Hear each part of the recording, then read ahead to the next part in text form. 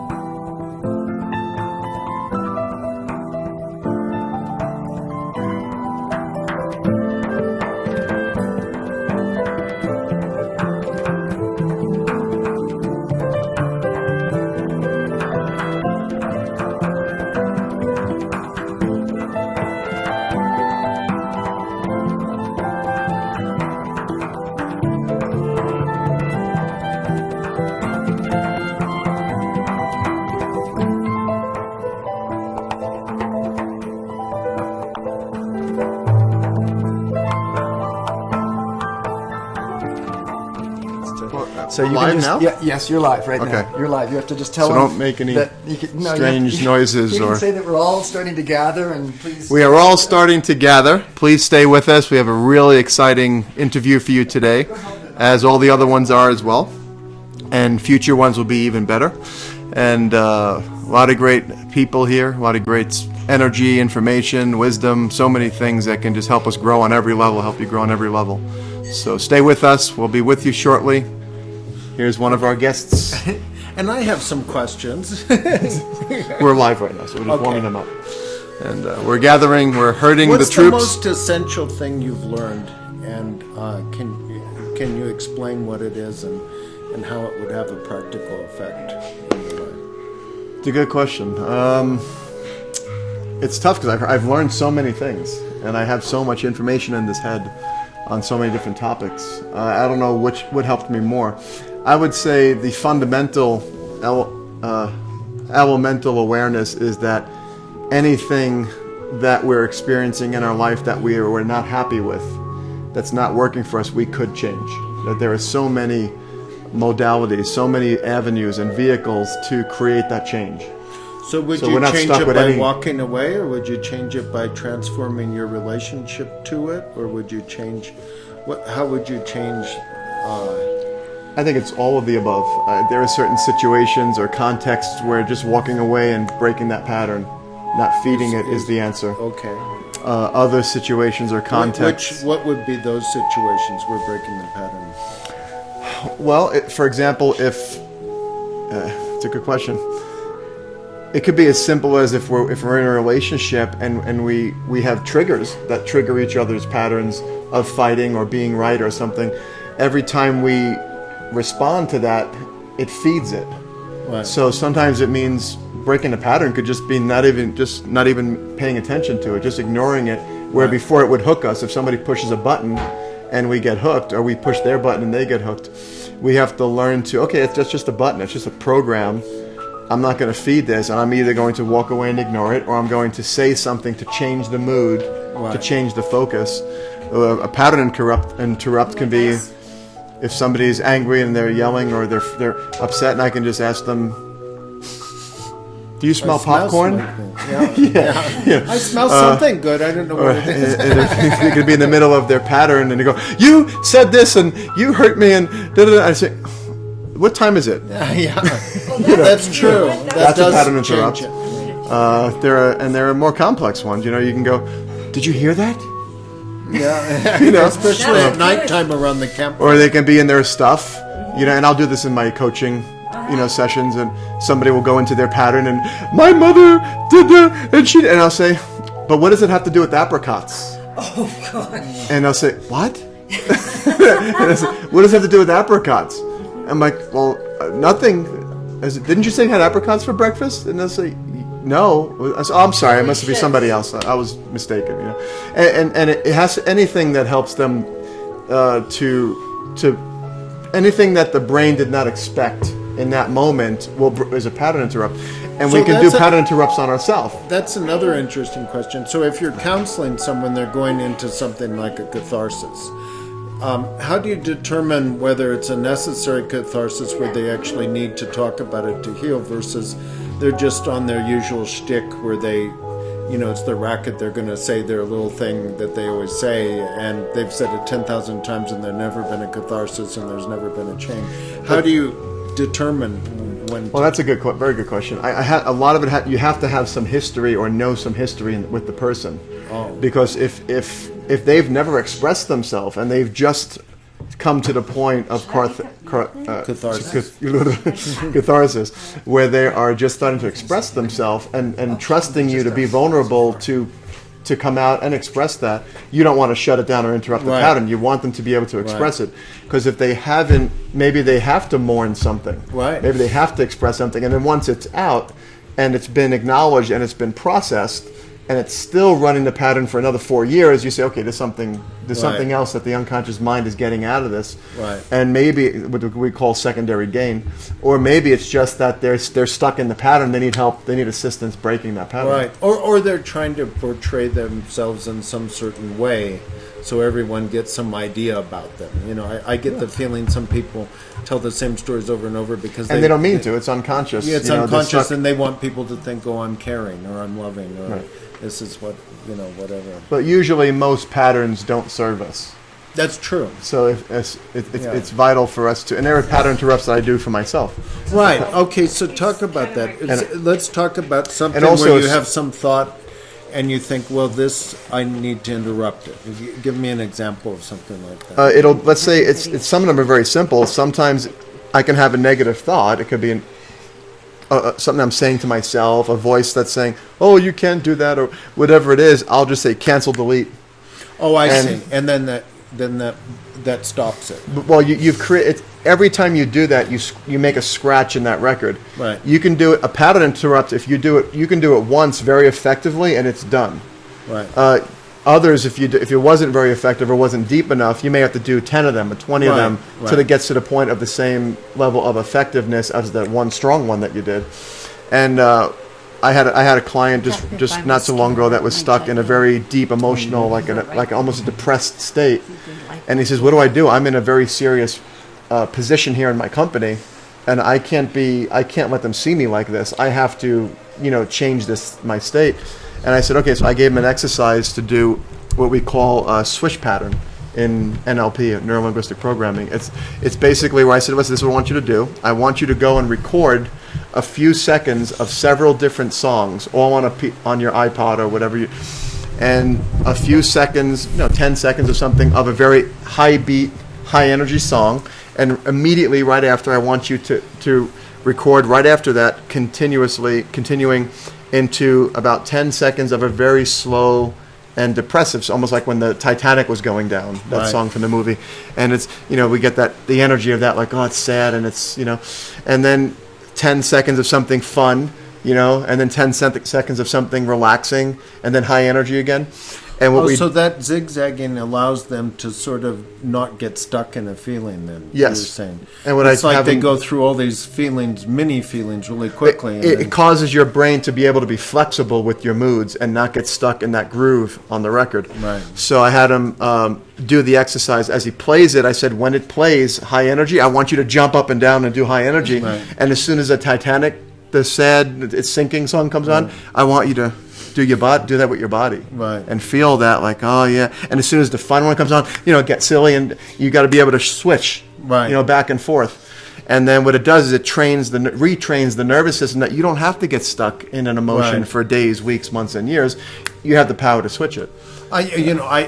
In my personal relationship, I sometimes will feel sad or something, and then I'm told I cycle through feelings so quickly that I never get stuck in them. So maybe that's a good thing. And I always say, well, it's good that I feel these things, and you do need to feel and express and process things, right? And so maybe that cycling is a good thing. I mean, I never really thought of it that way. But it's interesting because we had this morning. I'll just change this a little bit here. Hello. Is this mine here? Yes, it is. Thank you, ma'am. This morning we had a special yoga session with Elliot, where she did this breathing, this Jane Stokes breathing. But it's really, really great breathing for letting go of stuff, for getting down to the core and really processing emotions. And I think there's a double-edged sword there, because on one hand you can really feel the pattern that's most up for you. You really get to feel it deeply and feel the power of that. And then the idea is to say, not deny it, express it. And express it so that you can really feel it and see it.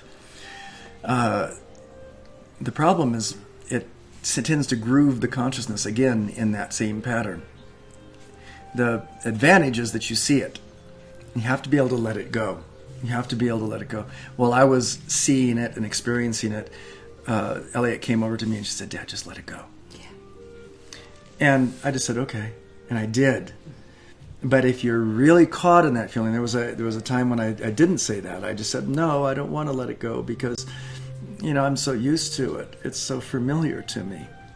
And so it's a fine line between holding on to something and experiencing it so that you're aware of it, and also letting it go.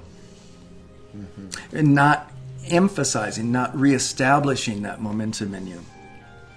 That's why, it's a great breath, but you have to have a real clear view of what you're doing in order to process the energy properly.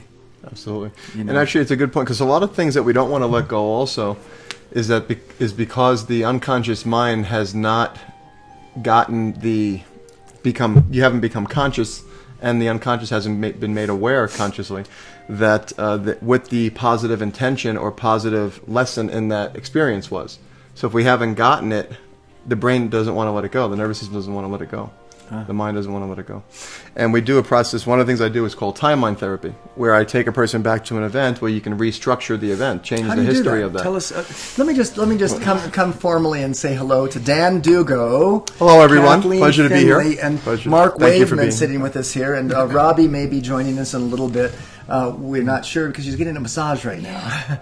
And also Nathan Main may be coming in and joining us as well for a little bit of this discussion. But go ahead and tell us now about this technique. Well, timeline therapy, see, our unconscious mind stores in it almost, you could say, like a videotape of everything in chronological order that we've experienced in the past. And it also has a perceived, in that videotape, we have a future as well in our, what we call our timeline. And it has, since the future hasn't occurred yet, we have a perceived future. And in that, what the unconscious mind does, and our conscious mind sometimes helps it, is it takes experiences from the past and it figures, well, if we've gone through this in the past, and these are the types of things that I've gone through and types of experiences and feelings that I've had, that's probably going to be my future also. So we can project things from the past into our future and store them in our future videotape, in the videotape of our future, what our perceived future is going to be. So you're projecting from the past, and we can. into the That's future. how we continue a pattern. Yeah. People say, "See, this has been happening all my life," and they don't understand why. And to give an example of, if we perceive something in the future of being positive, and we're going to be great, have a great success, and we're going to be happy and healthy, and we're going to be healed, and we actually desire to move towards that and have a desire to go towards our future. Yes. But if our brain, our unconscious mind perceives that our future is going to be troublesome, like our past was, we're not going to have much motivation to move towards the future. So, because what am I going to look forward to? Having more of the same? So it's important to make ourselves aware, and that we have the tools and abilities to start to reprogram our perceptions of our future, and to start planting seeds in our future that are positive, that we can want to move towards. We've spent the last 9-10 days with Dan and Kathleen, and Mark's been here for about 6 days, 7 days, and Nathan's been here for a few days as well, so we're getting to know each other. But Dan has this wonderful habit of just out of nowhere starting to sing a song. Yes, or whistle. It has to be natural though, so I don't know if I'm going to do it right now. Music. Or I'll start whistling. Or whistling. What's the song you whistle? What is it? I'm jump all over, but Sound of music. it's the sound. That's from Sound of Music. Oh, yeah. And then also Chitty Chitty Bang Bang. I started watching. I watched it again a few weeks ago. And the reason I'm bringing it into the conversation is because it seems to me Dan is very conscious of all these processes that are taking place. He's very conscious of how to reset and how to change the flow, the processing, the pattern. Is that somehow, are you consciously, or is it just happening? Are you consciously saying, okay, now I'm going to change a pattern and go move it? I'm still at the stage of making a conscious choice to do it most of the time. Some things have become unconscious, like we call it autopilot. And that's a good question, because we all go through, and I've gone through this and I still am, the 4 stages of competence. And when we learn something or experience something new, we have what's called unconscious incompetence. So we don't know that we're incompetent or don't know certain things. And then we go into the stage, we learn new information. And we go to a seminar and we read a book and we watch a video and we learn how to break a pattern or how to think differently or how to direct our focus or change our emotional state. And so now we're in the place of conscious incompetence. We know the things that we didn't know. Yes. We're aware of that we didn't know these things, and that these tools and strategies and philosophies and ideas are out there. And then we go into the stage of conscious competence, where we start to say, okay, I'm going to hold my posture a certain way because I've learned that affects my emotions and my biochemistry. Everyone sit straight. Yeah, I'm going to make straight. a conscious choice to eat this healthy thing instead of this other thing I'm craving. And I'm going to watch what I focus on. I'm going to make a conscious choice I'm not going to focus on this, or I'm going to say these words because it's going to empower me or others. And then after doing that for so long, we get into the stage of unconscious competence, where we're doing those things without even thinking, where it's on autopilot. It's like when you're driving home from somewhere, you've driven home so many times that you're home and you go, wow, how did I get home? I don't remember driving, because it's unconscious at that point. It's unconscious competence. So you're singing, you're whistling. That's a conscious. That's an unconscious. That's an unconscious. Yeah, I have a very creative mind, and it bounces. Okay. And it's. But it is changing a pattern. It does change patterns. It does change momentums and Oh, emotions. definitely. Oh, yeah. Yeah. And sometimes I go through negative, and it's the thing. I don't know what's positive, what's negative is all perception too. But I go through states of emotion that I'd rather not be feeling, and think about things I'd rather not be thinking. And sometimes I catch it and I go, oh, okay, shift my focus, shift my language, put on a positive song, or do something to break my pattern. And sometimes I get stuck in it for a while before I consciously realize it and say, oh, what am I doing? I've been in this state for a day and a half now, or an hour now. I'm glad you said a day and a half. No, we all go through things. I notice this must be very valuable in people who have addictions, because if you can, in some addiction or craving, no matter if the craving's for an ice cream sundae, if you can change or transmute that craving into something else, like, say, go jogging, or paint a painting, or listen to a song or something else, then that desire to have that thing at that moment, if you can sort of thwart that desire at that moment, then later on it's a little weaker. It's sort of extinguished itself.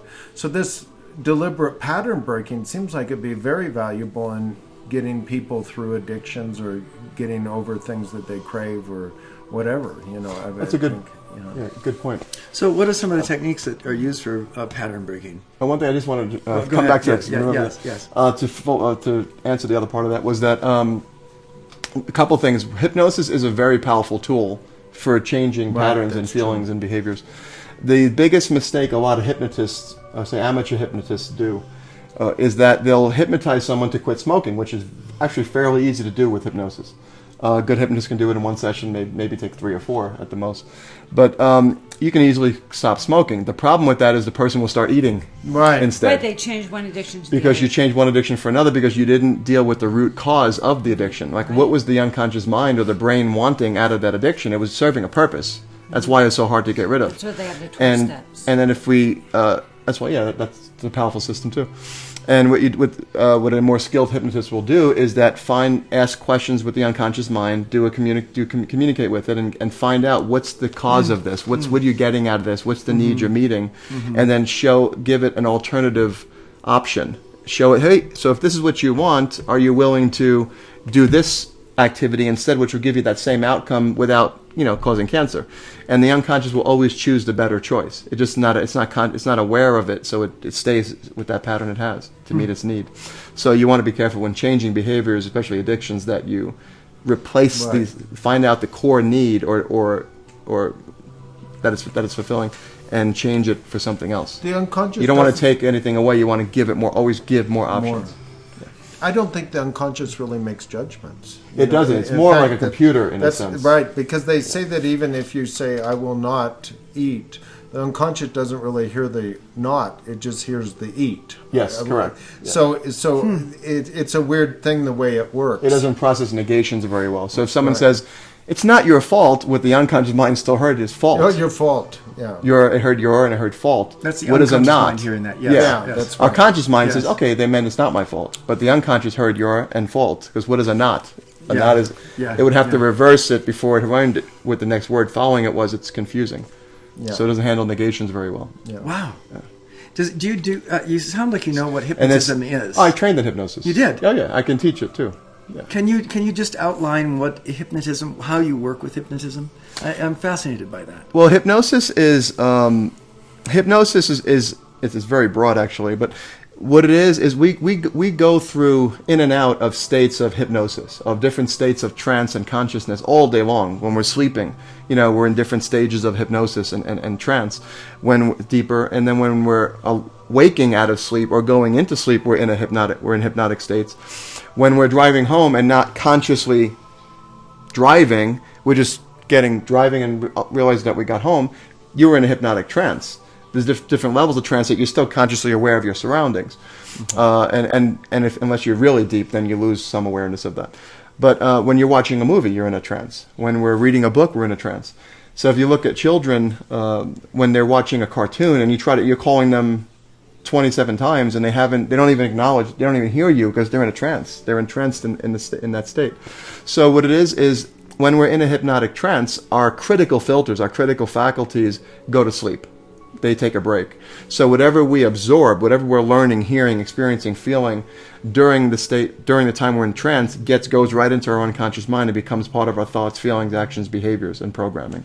So we have to be really careful what we listen to and watch, especially when we're in a trance state, like watching a movie or TV. Television. Yeah, and that's why advertisers will pay so much to have their commercial in a movie, have their product shown in a movie. The person picks up, famous movies where you see, a famous brand soda, the actress is picking it up. It's not so much for the time that product was shown, it's the timing. That they were showing it while the person's in a trance because they're watching a movie. Mm-hmm. There's no need for your critical faculties if you're watching a movie or listening to a story. So the filters go to sleep, and then you actually have that if you were to show that commercial for 10 seconds while someone's in a hypnotic trance, like watching a movie, it would give them much stronger cravings for that product versus if you showed it 10 times to them for a minute while they were in a conscious critical state. Wow. So that's why they pay so much for those spaces and placement, they call it, in movies. So when you're working with one person and one individual who's come to you for smoking addiction and they need to get over it, how do you work with that? What do you do? Well, first you would induce trance and you would give suggestions and maybe a combination of pattern interrupts first, and then suggestions. It depends on what the skill level that the therapist is trained in. So they're actually skilled in pattern interrupts. They know that some, language. if they're just hypnosis. That's a language of hypnosis. It's actually more neurolinguistic programming, but because they're so interrelated, because neurolinguistic programming a lot of it is based on hypnosis, and hypnosis is part of neurolinguistic programming. So you can't separate them, and both without knowing they share some of the same tools anyway. But hypnosis is more basically just working with the trance and suggestions, and then bringing them back out of trance. Bringing the filters down, giving suggestion, bringing the filters back up. Mm-hmm. So during the suggestion is the reprogramming, and during that stage you can communicate directly with the hard drive, our human hard drive, our unconscious mind that makes all the changes, because it's that part of us that we don't think about every day. Right now, your body is breathing in oxygen, bringing that into the blood to all the organs, taking away toxins and carbon dioxide and breathing it out, but you're not consciously doing that. Right now your heart's beating X amount of times per minute. You're not consciously saying, "Oh wait, I have to beat my heart." "Oh wait, it's time to produce 50,000 enzymes in my liver right now." That's all done by the unconscious mind. It's our hard drive. Mm-hmm. Our temperature is regulated. Our bowel movements are regulated. Our blood pressure is regulated. Our metabolism is regulated. And with hypnosis, with medical hypnosis, you can actually change settings in the unconscious mind to speed up your metabolism, to burn more fat. Yeah. But you have to be very careful dealing with hard drive changes. When you see on stages when people do hypnosis and they take someone through and they give them a really strong suggestion, and then they come out of the suggestion and they are really changed for those few moments. They're under some sort. I've never understood that, because hypnosis does seem to me like it's sort of a natural process. And when I see that on a stage, it seems fake almost. It it's does. Theatrical. Is it? It's fake. It's real. No, it's not. It's not. You mean these people actually believe they're a chicken? Or here's what it is. There's different stages of it. What it is again, when we're suggestible, there are suggestibility tests that the hypnotist does. If you notice in the beginning, he'll say, "Okay, just pretend there's a balloon on your finger and it's rising, rising, rising. And in this hand, there's a book and it's getting heavier and heavier." And they'll go through this, and what they don't realize is what they're doing. They're being measured for their level of suggestibility. So some people will just stay in the middle like that. They didn't move much. They're not very suggestible to use for the demonstration. So others might be about here. That's pretty suggestible. But the ones they're looking for are the ones that float actually out of the chair. What, do they screen them before the show? Is that what this is part of the? No, this is during the show. During the show. And then once they see, and the hypnotist remembers, okay, who floated out of their chairs, and they point to the and he'll say, person. okay, you, and you come on stage. The ones that floated, the ones that were the most suggestible, who had the biggest space between their hands. Mm-hmm. And there's other tests they may do instead. So that's the first part. And then so now these people are very open to suggestion. Their critical filters are already very down at the moment, or maybe a lot of the time. So they're very open to suggestion. So he calls them up on stage, or the ones that he says, "Who wants to be hypnotized?" The ones that go, "You're not going to be able to hypnotize me." We wouldn't pick them. Of course, it's the ones that are going, oh, me, pick me, and they're running up to the stage. Oh, those are the most suggestible. Have you ever done this? Because they want to be Have hypnotized. you ever done stage hypnosis? We did it in my training. But I don't use much hypnosis in my work. I do it. I come from a different place of using a blend of a lot of different tools and strategies and techniques. And sometimes it's more intuitive. Sometimes it's a pattern interrupts from NLP. Sometimes it's some parts of hypnosis. I'm not one for doing formal hypnosis. Always one-on-one. I'll do some group processes. At times it's very useful to know. And but I do know the full spectrum because I took trainer's level as well to be able to train and do stage hypnosis. Tell us a little bit about your background. What would you say? Oh, where do I start? How when you were born? When I was born, well, I remember coming up this canal. It was dark. I came from a very simple background. I was I dropped out of high school when I was 17. I joke sometimes and say I got kicked out of kindergarten for coloring outside the lines. But I had to leave high school to work full time to help support my mom and the household. So that was the only thing I was always good with was I had a natural knack for working with my hands and being creative to create things. So I remember when I was about 11 years old, I was living with an aunt, and I had built wooden, paneled walls from real wood, and I cut all the angles and everything, and all the way down the staircase, and I just did things like that. Had a natural knack for it. And so I was always crafty. And then the easiest thing for me to do was since I knew it so well and caught it so fast, was I started doing construction. And I was doing renovations and home remodels and had a small company. I did that for a while too, but I didn't have the natural knack for it. Right, hey, we all have it, yeah. So then from there, I stayed with that, but I really wasn't happy. I enjoyed it, because it was a good, it paid the bills, but it wasn't a passion. And I've always noticed that it was almost like a drive for a bigger purpose or something that I felt. I was always a natural counselor, and people were drawn to me just for advice or for information or understanding or to process something, and it was just a natural energy I had or whatever it is. So I always loved doing that, and then I got into natural. I started learning about wherever you were, people would come to you and sort of ask you questions about things that were happening in their lives. Yeah, or I would offer advice, and I would surprise them. If I was working in someone's home and I see a challenge that they're having, if they're arguing or they're having some challenge, I say, I can't help but I noticed this, and I thought maybe you'd want to try this, and it might resolve the. Because you're reading books. And even before. And you're listening to tapes. I just had, when I saw a challenge, like somebody's struggling in some way, and I knew that there's a better way to get through that, they can resolve that, I felt like I had to at least do my best, make an attempt to assist. Yeah. So, whether it was wanted or not. And I'm learning, boundaries with that still. But I always feel like if you can do something, you should, But there's boundaries to learn. So after doing construction for many years, I saw I had some issues of my own. I had a lot of traumatic events that I've gone through, and I seem to have processed them okay as well, or at least pushed them away as a child or teenager. You were starting to see that there were issues. Oh, they started to manifest more. They started to surface, maybe. Yeah. Is.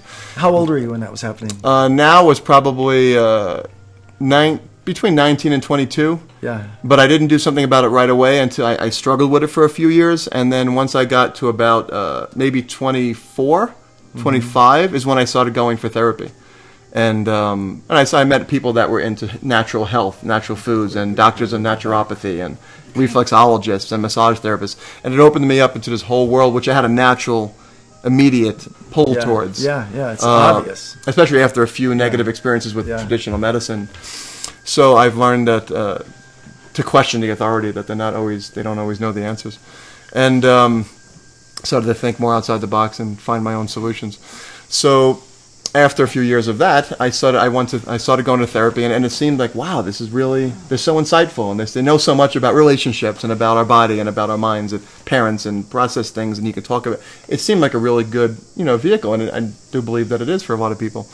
But then the challenge I had with that was that they found a lot of things wrong with me, they said, well, what you're feeling is depression, and because I had an issue with motivation, especially with the work I was doing. It wasn't fulfilling. It was a big piece of it, but they weren't really addressing that. What year was this? I'm curious. I'm a little rusty on timelines, but I would say this is probably 25 years old, I'd say. 24, 25 is when I started. That would make it back at 1990. So I had some motivation issues. And it might have gotten triggered. A big piece of it, I think, was my mom had died. I had just turned 18, or maybe I was middle of 18, and my mom had passed. And that was a big event for me, where I noticed something had shifted for me, because I did start to have a lack of motivation, And it's like things weren't the same in life, you know. And she was and that was a big piece of that healer part of me, was that I wanted to save her and I couldn't. And I think that was a heavy energy to that. It's like, wow, it's almost like a failure in a sense that I wasn't able to do that. And then I had an issue with wanting to go to work, and I did it, you know, and I had somewhat fun with it and progress with it, success, but something was missing, and I didn't have a big motivation to want to do that. And then I went to start to talk about these things. Probably because and then relationships were horrible. Oh, probably because you saw there was something other than the system, which we call the matrix, and you were just, you know, not really understanding what it was quite yet, but you didn't want to be involved in it. Yeah, and I didn't trust it anymore. You didn't trust because it, they made major mistakes that did contribute to my mom passing. And that made me question, like, whoa, this was supposed to be the best hospital, one of the best one in New York for cancer. And they wanted supposed to be one of the best in the world, and they made mistakes, and they didn't tell us certain things, and they hid things, and I said, "Whoa, this is heavy. That's a major blow to my perception of how the system worked." And then I found that there was corruption and insurance issues and things that it just wasn't fair, you know. And so I went to the stage of feeling like a victim, that she was taken and that she was wrong, you know, killed too early, and she shouldn't have been. How old was she? 53. Oh, yeah. Really early. And now I realize, look, she also made her own choices, and it's as hard as it is to accept, she was also responsible for a lot of choices in her life that led to her eating habits or her drinking or smoking and things that contributed. So, so you were practicing, helping people. You were looking for different places to express yourself. What came next for you? Well, what next was first, the therapy got a little worse, because then they said you have clinical depression, and they said this is due to chemical imbalances out of your control. And I thought, wow, I didn't know that. So it's genetic, and it's something that I can't control. So they said, well, you need this medication. They said it was genetic. Well, they said it was chemical imbalances out of my control. Which means it's not genetic. my... And I think one of them at one point mentioned, well, there's genetics and your history and traumatic events and other things that contribute to this. And so I felt like I was helpless, that I had to take this medication to change that. And then they found out that I had an underactive thyroid, and they said, well, that was also a big contributor. And then they said was that real? Was that a real It showed problem? up on the blood test, yeah. And have you been taking thyroid? Because I do now. I started taking it again because I did feel that it could help. But the natural thyroid. What is that called? I think it's nature thyroid. Nature thyroid. Synthroid, no. And it's a small dose. I don't want to take too much where it replaces my body's own ability to produce it itself. So I wound up in 7 years of therapy, and I had on and off, and I had 4 different therapists and 2 different psychiatrists, and I had this whole string of problems and titles and ADD and all these things they labeled me: chronic fatigue syndrome, ADD, underactive thyroid, and clinical depression. And it sounds like they were really pointing the finger at you. Oh, they had a field day with me. Yeah. And then I said, so how long should I expect to be experiencing this and be on these medications? Because I was on several different ones, and they were trying different combinations. Paxil, Prozac, Wellbutrin, Synthroid, 2 or 3 other names. And how did all that feel? Oh, I was zombified. It just made me feel more disconnected, and it didn't make me feel good, that's for sure. And I think the therapy itself was becoming more depressing, because I've learned now with the strategies that I'm trained in that we were dredging the river, and that's not always wise or necessary. And every week I noticed the first few weeks of therapy was just talking about, I don't know, I'm having a little bit of an issue with motivation, and I'm having some issues with relationships where they just don't seem to work, and they don't last very long, and they become tumultuous. And then they started digging up my whole past and all the patterns from my childhood, and my relationship with my mom and my dad and my siblings and neighbors and all everything. And then I noticed I started getting more depressed after a few weeks of that. And I said, I've been feeling more depressed. And they said, well, that's natural, because we're processing a lot of these traumatic events, and it may actually get worse. And it did. And about 2 months in, 3 months in, it was time for medication. That's how bad I'm digging up all this stuff. I have to share with you, when I first came upon the squares technique, this enlightenment with squares technique, I thought the person that helped me to understand it was not giving much instruction on how to deal with it. All it was just do this every day, and it'll change things. And frankly, it's so intense. So much unconscious comes to conscious that it becomes even more depressing, more upsetting, more upheaval than you can deal with. And that's why I really stress that you have to balance it with a lot of mantra and meditation. Otherwise, it just, can consume you and turn you upside down. Exercise as So well. important. Good diet, all that. But I just wanted to reflect on that. And never because, do they yes, address any of these things No, in, of course in not, therapy. because Yeah. pharmaceutical. the more you do therapy, the more that you become aware of all sorts of dark and dirty corners, and it becomes difficult. Sure. Wow. A big shift for me was when I actually started getting into self-help, the self-help field. I started having books recommended to me. One of the first ones was one of my therapists, which I credit him for. He gave me Deepak Chopra's book, 7 Spiritual Laws of Success. So then I wondered about who's this guy, and I said, wow, this is great stuff. It's great knowledge in here and wisdom and different perception, and I resonated with it. I was drawn to it. And I started learning about other ones that were similar, other speakers. And then I had met a friend in 1996 who started, recommending me to Brian Tracy and Zig Ziglar and what's the other ones? Jim Rohn and Anthony Robbins and Wayne Dyer and Deepak Chopra again and so many other ones. And I started absorbing it like a sponge. This is great. I wasn't taught this in school. I didn't know these strategies and philosophies and ideas, and information existed. And even in therapy, they didn't mention that, too much. And when I started making more of a breakthrough in my thinking with that than I did with most of the therapy. Last night you told me that you'd go to your therapist and tell them about what you were learning. Oh, yeah. So my biggest shift was when I actually went to some seminars and some of these speakers, and I made some changes and had some inspiration, but I had some pretty heavy stuff I was still holding on to. My ego or my unconscious mind was still processing and didn't want to let go of. And I had plenty of stories.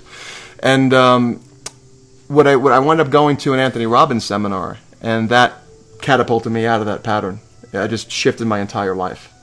And I started juicing, and I dropped 12 pounds in 10 days coming out of that seminar. Bought a juicer and started doing raw juicing. I had more energy than I had since I was a kid. What was it about his seminar that It was did that so for you? much. It's so complex. It's everything: mind, body, spirit, psychology, pattern interrupts. Exercises to break patterns, new perceptions of my experiences, and changing the meanings of events in my life, and about my perceived challenges and problems that the therapist said I was stuck with. And I learned about what really causes depression. Why is it there? What causes people's emotional patterns? Where do they come from? What are the ingredients for the recipe that creates an emotion? Is this something that's a default thing we're stuck with, or could we consciously change it? And if you know the strategy, you can change it, just like a recipe to cake. If you use that recipe every time, you can create the emotion every time. What is the strategy?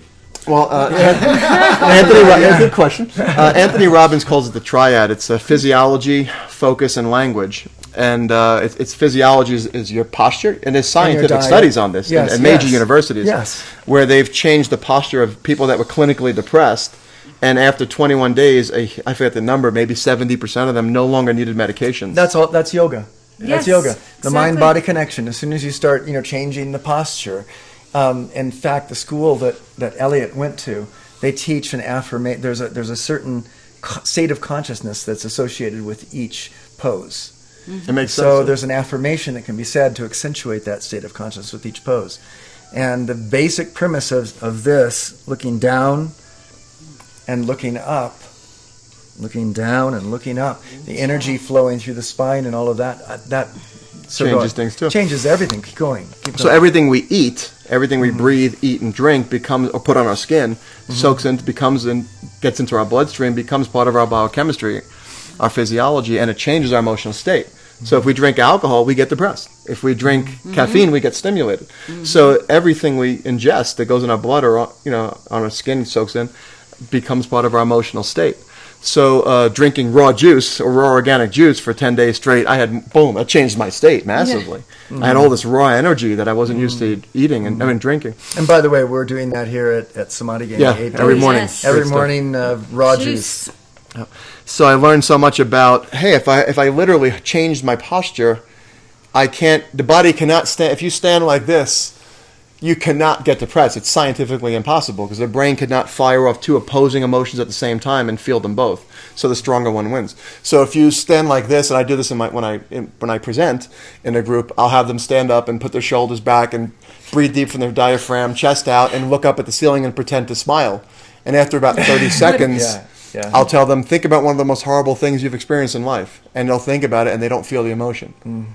what they do is they're feeling the happiness because you're using the same muscles. Yeah. So when you Yeah. do the posture for smiling, your body, literally, your brain literally creates the neuropeptides, the chemicals for that feeling of The same, happy. the same with smiling. the simple bending over and touching your toes pose. The muscles in the face start to go like this. The eyes turn up. The smile. Yes. The corners of the mouth turns up. And I always say, when you come back up, hold that smile. Hold that on your face when you come back up, and it's magical what it'll do.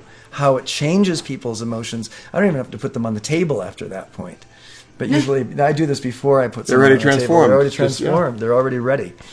So And that's just one thing. That's just a postural change. Yeah. The second, just as powerful, is language. Is it still part of physiology is this focus. physiology? Well, physiology. Then he says focus. So focus is. I changed it a little bit. My system is physiology, body language, focus. What we're thinking about and focusing on, the meaning that we give events, situations, and experiences, and then also our language and words. So with that focus is that what we're thinking about, the way the brain works, or our mind works, because it's not just an organ, but what it is if we're watching a movie and we something happy is happening in a movie, we smile and we feel good about it. And laugh. If something's sad, we feel sad. If the monster's coming at Freddy Krueger's coming towards you, the screen, we actually people jump and they close their eyes and they go into, it triggers their fight or flight response. The adrenaline, cortisol gets released, and they grab the person next to them. And some people even scream, even though we're laughing and we know it's a movie. The unconscious mind thought it was real. Because it saw the thing coming, it heard the sound, it saw the expressions, it triggered your physical, biological response. So because of that, it's what we're focusing on, that we're seeing this, the brain thinks it's real. So we feel that. So the same thing is, and there's no difference between past, present, and future, or reality or fantasy, because they're all processed by the same part of the brain. So if we're seeing something that's in a movie, the brain thinks it's real, and it's present danger. If we relive a memory, if we think about when I was 5, my mom slapped me, and whatever we felt, we'll actually feel those feelings all over again, because the brain, seeing the images, it's hearing the sound, it thinks it's happening now. It doesn't understand that it's a memory. It thinks you're getting slapped by your mother then. And if we perceive something in the future, people say, I see the doomsday and the earth getting hit by a giant thing. Well, it's not even happening. It's total imagination. And yet the brain thinks it's real, and we feel that. So we have to be careful what we think, what we focus on, what we think about. And I asked them to experience this by thinking of something both negative from the past or perceived future, and something positive. And notice that you feel the feelings just by imagining something, making it up. And if you think about something from the past, you're making it up because it's not happening now anyway, so it's still making it up. So, and we feel the feelings. So we have to retrain ourselves to focus on and imagine things that will serve us and move us forward and create the things we want. So some people get into a relationship and they powerful, actually see images. Instruction. And how do you carry that out? How do you train yourself to do this? First is the conscious awareness, the conscious competence, until it becomes unconscious competence. Okay. It's just a matter of keep doing it. Do you also make affirmations as to who you are? Like, oh yeah, does that would help with the focus? Definitely, and also when you do the affirmations, because if I'm saying something like I'm, perfect, whole, and complete, all I need is within me now. I can say that, but my critical filters might question it and go, I don't know if I believe that, especially based on all the information I have and experiences from my past. Yeah. So what I have to do is I have to get myself into a hypnotic state. When I'm just starting to fall asleep, I'll say it in my head. When I just wake up, I'll say it. I'm waking up out of sleep, I'll say it in my head if I remember, or I'll put something by my bed to remind me. If I'm in an altered state, if I've had a little bit to drink or something, that I'm in an altered state, I'll say it then because the filters are down. So there's many ways to. If I'm in a deep meditative state, that's a hypnotic trance too.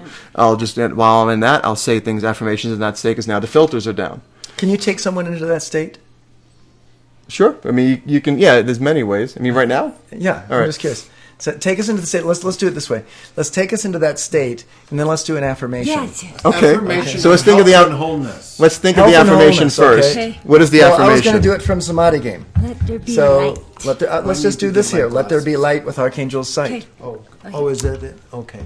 So pick the emotion. Pick the Here it is. Affirmation. Let there be light with Archangel Sight. Let there be faith, Dharma, and grace. Let there be power, true freedom to shower. Let there be joy, I am, will, unalloyed. Okay. Okay? And So, health. Throw in a health one. For I am Nathan. joy. Let there be joy, I am, will, unalloyed. Let there be health. Okay, let's put that in Okay. there. See? That's so good about the Samadhi. You can tailor it. Health. Let me do it all in caps. There be health. Health. Da-da-da. Da, da, da. Let there be I am wealth. Okay. Simple. simple. So we'll do some hypnotic language patterns to induce trance, and then I'll explain after how it worked in mine, if you want. If you can ask me. Just change that. I'll get my glasses. Because I Okay, get your glasses there. we'll all be reading this during our hypnotics. Yes, get your glasses, Mark. Robbie's You're gonna.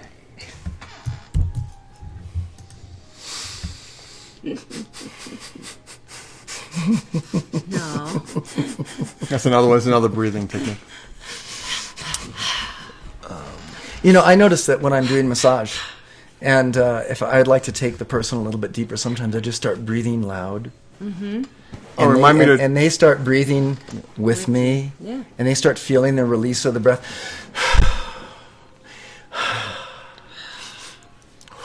Or even,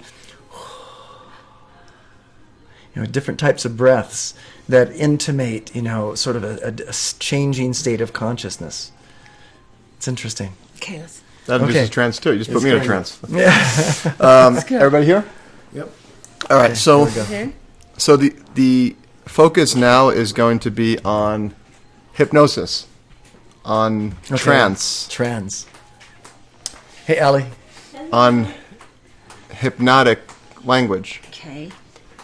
on not sleep Oh, please. but trance, and I know what you're thinking. You're wondering, and how wonderful it is to wonder about things, about the universe, about words, about people. And trance is a very interesting hypnotic experience, because hypnosis ultimately, on the global bigger picture, is really about trance. It's about things. It's about wonder. It's about imagination. It's about not sleep, not deep sleep. It's about active wondering and imagining. And some people get hypnotized and in a deep trance from words, from universal thoughts, people, life. And it's not sleep, it's really trance, hypnotic trance.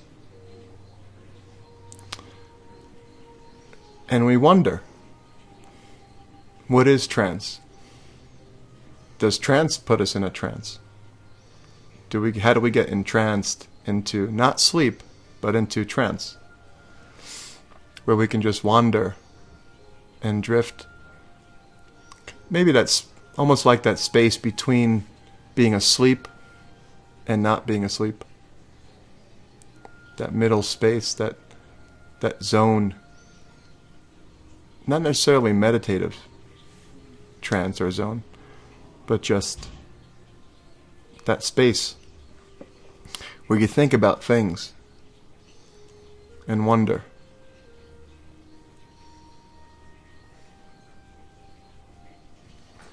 And again, it's not sleep and it's not deeper sleep, it's just trance. Hypnotic trance is what we're talking about. Being hypnotized with words, with wondering,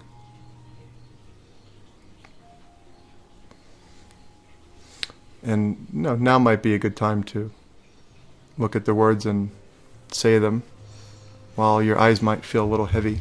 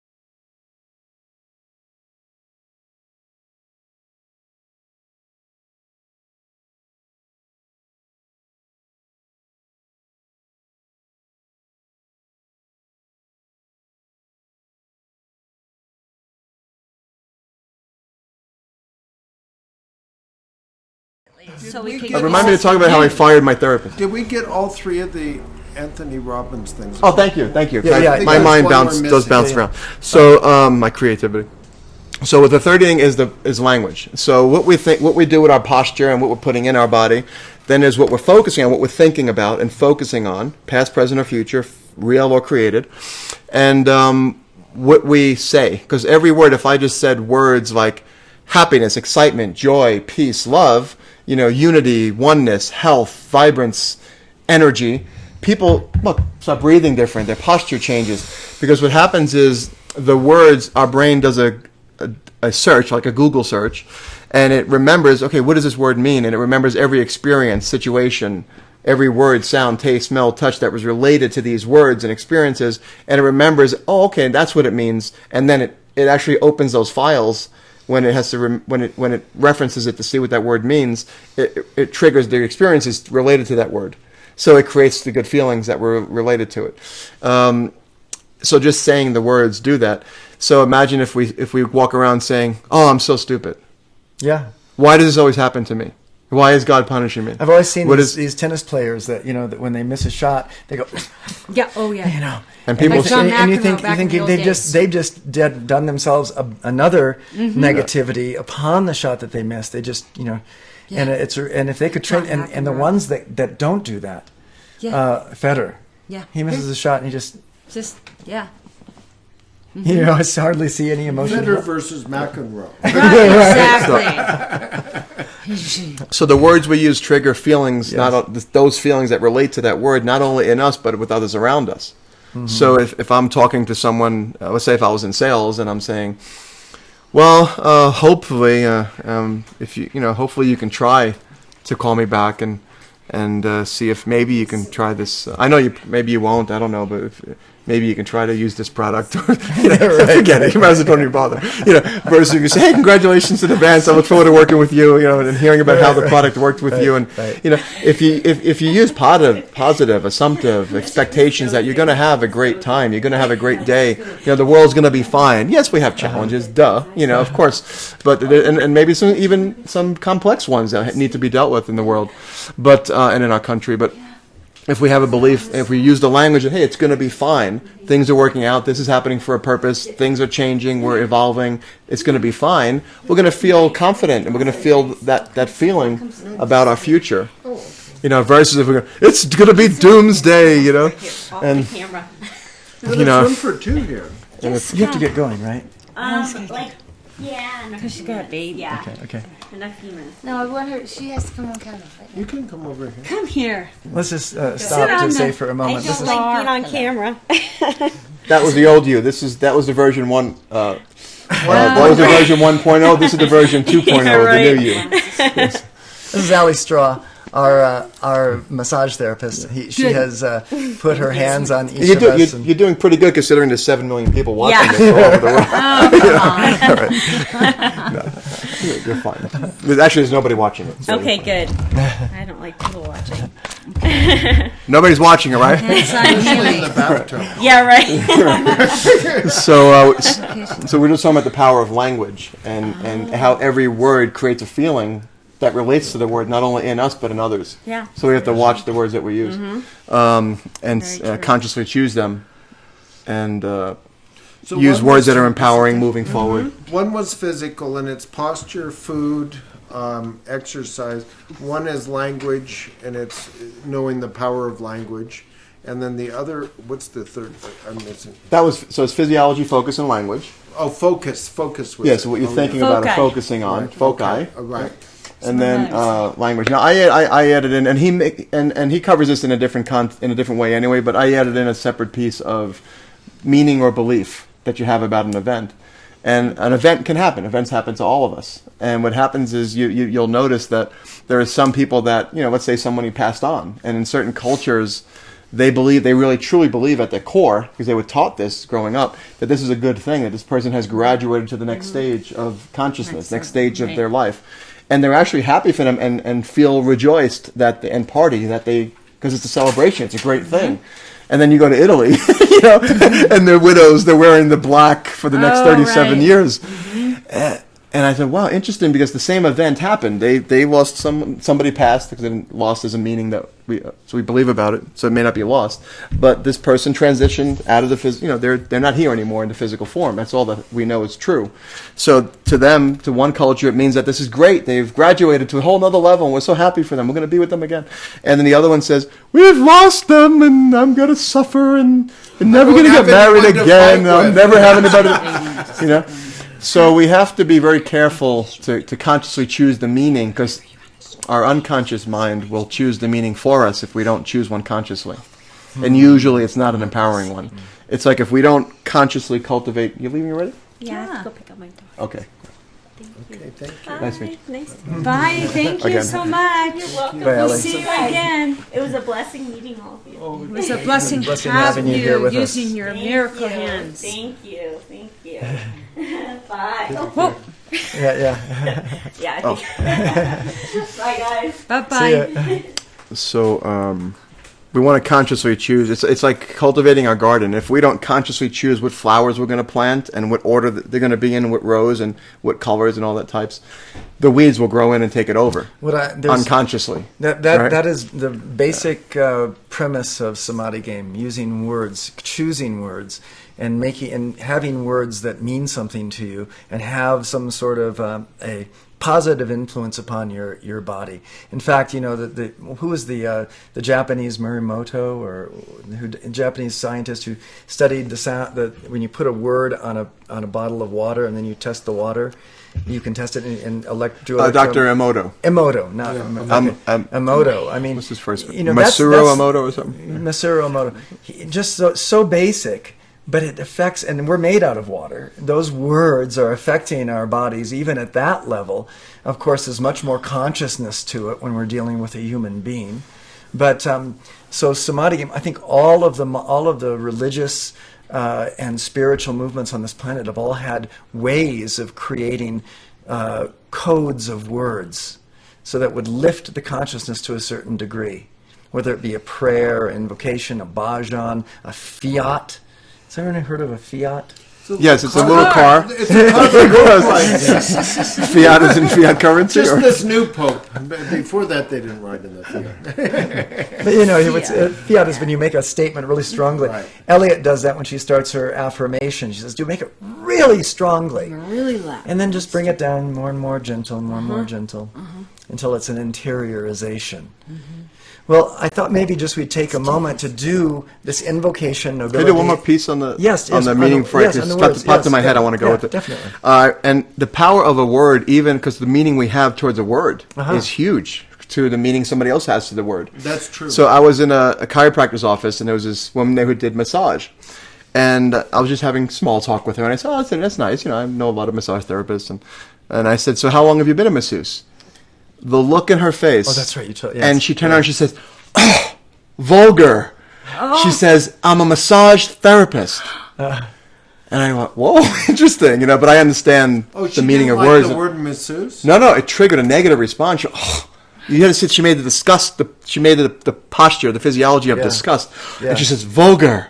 I am a massage therapist." Wow. And I said, "Oh, I'm so sorry. There's different words, as you know, and different meanings of different words, and my meaning to that word was that it's a good thing. Like, I thought it was more elegant. Like in France, they have, masseuses, and to me, it was elegant. It was nicer. It had a nicer ring to it and higher meaning. And she says, "No, masseuses are the things you find on Craigslist that do weird stuff." She goes, "I'm a professional. I'm a massage therapist." I said, "Okay, potato to potato." Well, actually, that's an interesting point, because with Samadhi game, I intend for it to be actually changed by the person that's using it. They can download Samadhi game. They can take it, and they can change the words in it that are appropriate for them. That fits them for that outcome or meaning or intention. But they can get the idea and the structure of what's happening here with divine identity, wrestling with the dual human ego, creating a momentum that's strong enough that it can heat up the consciousness so that change can take place. Balancing the male and female within you, and manifesting that gift to give gone. Those are the 5 chapters of Samadhi game. And so I'd like to invite you to say these words. And Nathan had this beautiful mantra yesterday. I'll see if I can find it here, which had all of these, beautiful words in it. No. It was here. Outrageous fun, bountiful laughter, golden opportunities, delightful surprises, continuous joy. These are, where you say these enough, then you are going The to meanings were start directing. reprogramming them. Yeah, and you're reprogramming. You're going to be directed towards them. And I shared with you at that moment. I said I have a mantra that's sort of similar to that. It's not exactly the same, but it's similar. And I thought we'd do that because it's basically words. It's just a mantra of words. So let's go ahead and Let's go. and I call it invocation nobility individualized.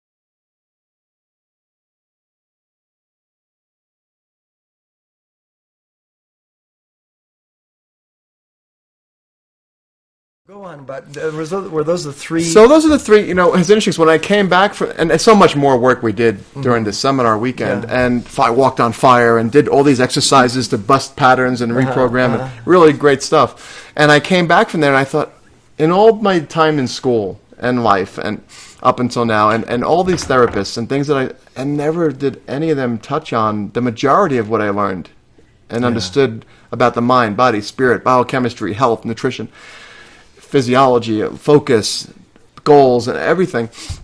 The mind, the unconscious mind, the conscious mind. And I went back to my therapist so excited, and I said, hey, I wanted to come here for one more time and let you know I'm not coming anymore. That I've realized, that I've been able to realize how my brain works, how my mind works, how to break these patterns of thoughts and behaviors and actions and focus and language, and why I was on medication and still depressed. Because I was doing this posture of the way I was for a while and thinking about, how I lost my mom and these other things that happened to me and what was missing from my life and how my future is going to be based on what they told me. And I'm going to be in years of medication and depression and things I'd be struggling with. And these are the words I was using and focusing on and the meaning that I gave everything. And I said, you can pump me up with as much, milligrams of these medications you want. It's not going to change what I'm doing, my own recipe, my own strategy that I'm doing for emotion. And I said, I broke that, and I'm standing, I'm focusing I'm focusing on how I can hold my body different and not do that. I'm standing like this and I'm breathing like this and I'm holding my head up and I'm saying to myself these positive words. And what did he say? And he says, I understand you went to this motivational thing. And I said, no, you don't understand. It's not motivational. It's transformational. I changed things. And he says, and we talked about our different things. And he says, look, you'll be back, in a few weeks or a couple months. And I said, no, you don't understand. I won't be. That was 2002, And then I went back to my psychiatrist then. I said, listen, I'm stopping the medications. I don't need this. You I were threw so them out. considerate to go even back. Yeah, they were good people. They weren't. They weren't this, they weren't the entrepreneur who was just doing this to try to keep me there, so I'd pay his mortgage the rest of my life. I felt that they were good people. They meant well, and they were trained in this traditional system that studied pathology, that their answer solutions to problems is studying disease and studying failure, and then using strategies to try to look for your failure and disease, and try to fix that with more failure and disease. And what I realized was that the answer was not to focus on that. The answer was to focus on health. People that are healthy, excited about life, passionate about life, what do they focus on? What do they do? What's their recipe? What's their strategy? Let's study that and do that, and we'll have that. I had a friend who was, in the... Remember to tell you the psychiatrist. Yeah. He was in disability. And he had to convince the disability people, that he needed to get these funds for this particular therapy and that particular therapy. And he went through that for a while. And he tried to get funds for this psychologist and this doctor and this thing over. And he finally realized they weren't helping him. And the thing that he had to focus on was having fun. Really creating happiness in his life. That is what actually changed him. That's what actually began to heal him. He's actually one of the healthiest guys I know now. Wow. But just one shift. One shift. From looking at the darkness, looking at the disease, looking at the treatment from this. And all that's always there. It's always there if we want to look at that. And he can, and you can probably dabble in it a little bit just so you have some understanding with what's going on. But the main focus of his therapy was fun, relaxation, happiness. And building that into our lives. We don't have enough of it built into our lives. This 8 days in Samadhi is intended to actually be a sort of a archetypical pattern for that. We wake up, we do yoga, we smile, we breathe, we eat healthy, and this is, I'm sure, pretty much the same thing you did with Anthony Robbins. Yeah, smile, breathe. There's one more. I think you need to sort of follow your passion. Yes, follow your passion. You need to have meaning as well. Yes, you do. And actually, if you have meaning, you follow your passion, then you have fun. Yes. And life and everything is relaxing and everything is marvelous. So. Wonderful, wonderful. Yes, because you can still be offering your trade, whatever that is, with passion and clarity. I love doing massage. I love it. I just it's helping enjoy people in so many ways. Yeah. Yes, and I actually find that with massage therapists have so much liberty. If you're a doctor of Oriental medicine, you can only do so much. If you're a doctor of Western medicine, you can only do so much. If you're, all those therapies are really quite limited. Massage therapy, my gosh, I can integrate so many different therapies in there that it's really a true healing modality. And that's why there's, Yes. a lot of massage people and studios and yoga studios as well Yes. are sort of on the cutting edge of the New Age movement. I know myself that's often the case, Yes. with a lot of different modalities and a lot of cutting edge things, and because they're really out there for some sort of answer that's going to help people. Absolutely. And I think they find it a lot of times, so. And it's integrated. Yeah, they're integrating it. Great stuff. Where was I? So then I go to my psychiatrist. This is a funny another piece. one. Okay. So the one was a therapist, one was a psychiatrist for the Yes, medication. yes. So I went back to him, told him the same thing of what I experienced and how I see things different now. And he had the same look like this poor guy doesn't know it's just a phase or just a pump up he went Right. to. And I said, yeah, it was high energy, it was a pump up in a way, but the information was beyond college level. It was beyond PhD level on so many topics, or at PhD level on so many topics. And I just said to him, I explained what I experienced, and I explained about the physiology, focus, language, and why I was running these patterns, and why the medication wouldn't work on that because I was still doing these things in my mind and my language and my body, and he just had this look like this poor fool, Yeah. And he says to me after trying to get me to stay on the medication, going back and forth, he realized it was hopeless, and he goes, "Look, Dan, you got to do what you feel you need to do. This is your life," and he said, "But I have to tell you as your doctor, that if you go off the medication and you go into another deep depression which you probably will based on your history and life experiences, he says, we may not be able to pull you out of it again. And he was dead serious in his mind. And I'm looking at him like, this poor fool has no idea what I just learned. And so he's looking at me like, this poor fool. And I'm looking at him like, this poor fool. And even though he said that to you, that with utmost seriousness, you were able to withstand. Because I understand that was his model of the world. Okay. That was what he believed to be true. That was his triad. That was his physiology-focused language and beliefs. But you had shifted so dramatically that you I never didn't take that for serious. No, not at all. Okay. No. And again, I do think, look, I grew up first trying the traditional way. Then I realized that a lot of it is to me, it's so primitive and outdated and corrupted and everything else. And then I swung to the other extreme of I'm doing everything naturally and just this. And then I realized, it's all about balance. Maybe I do have a thyroid issue that wherever it came from, I don't know. And I do believe that given the right tools, resources, time, cleansing, detoxing, nutrients, I can change that. I've learned enough about the mind, body, spirit, about psychoneuroimmunology, mind, body medicine, and that we can change. I don't believe I'm stuck with whatever's there. I believe I could change that.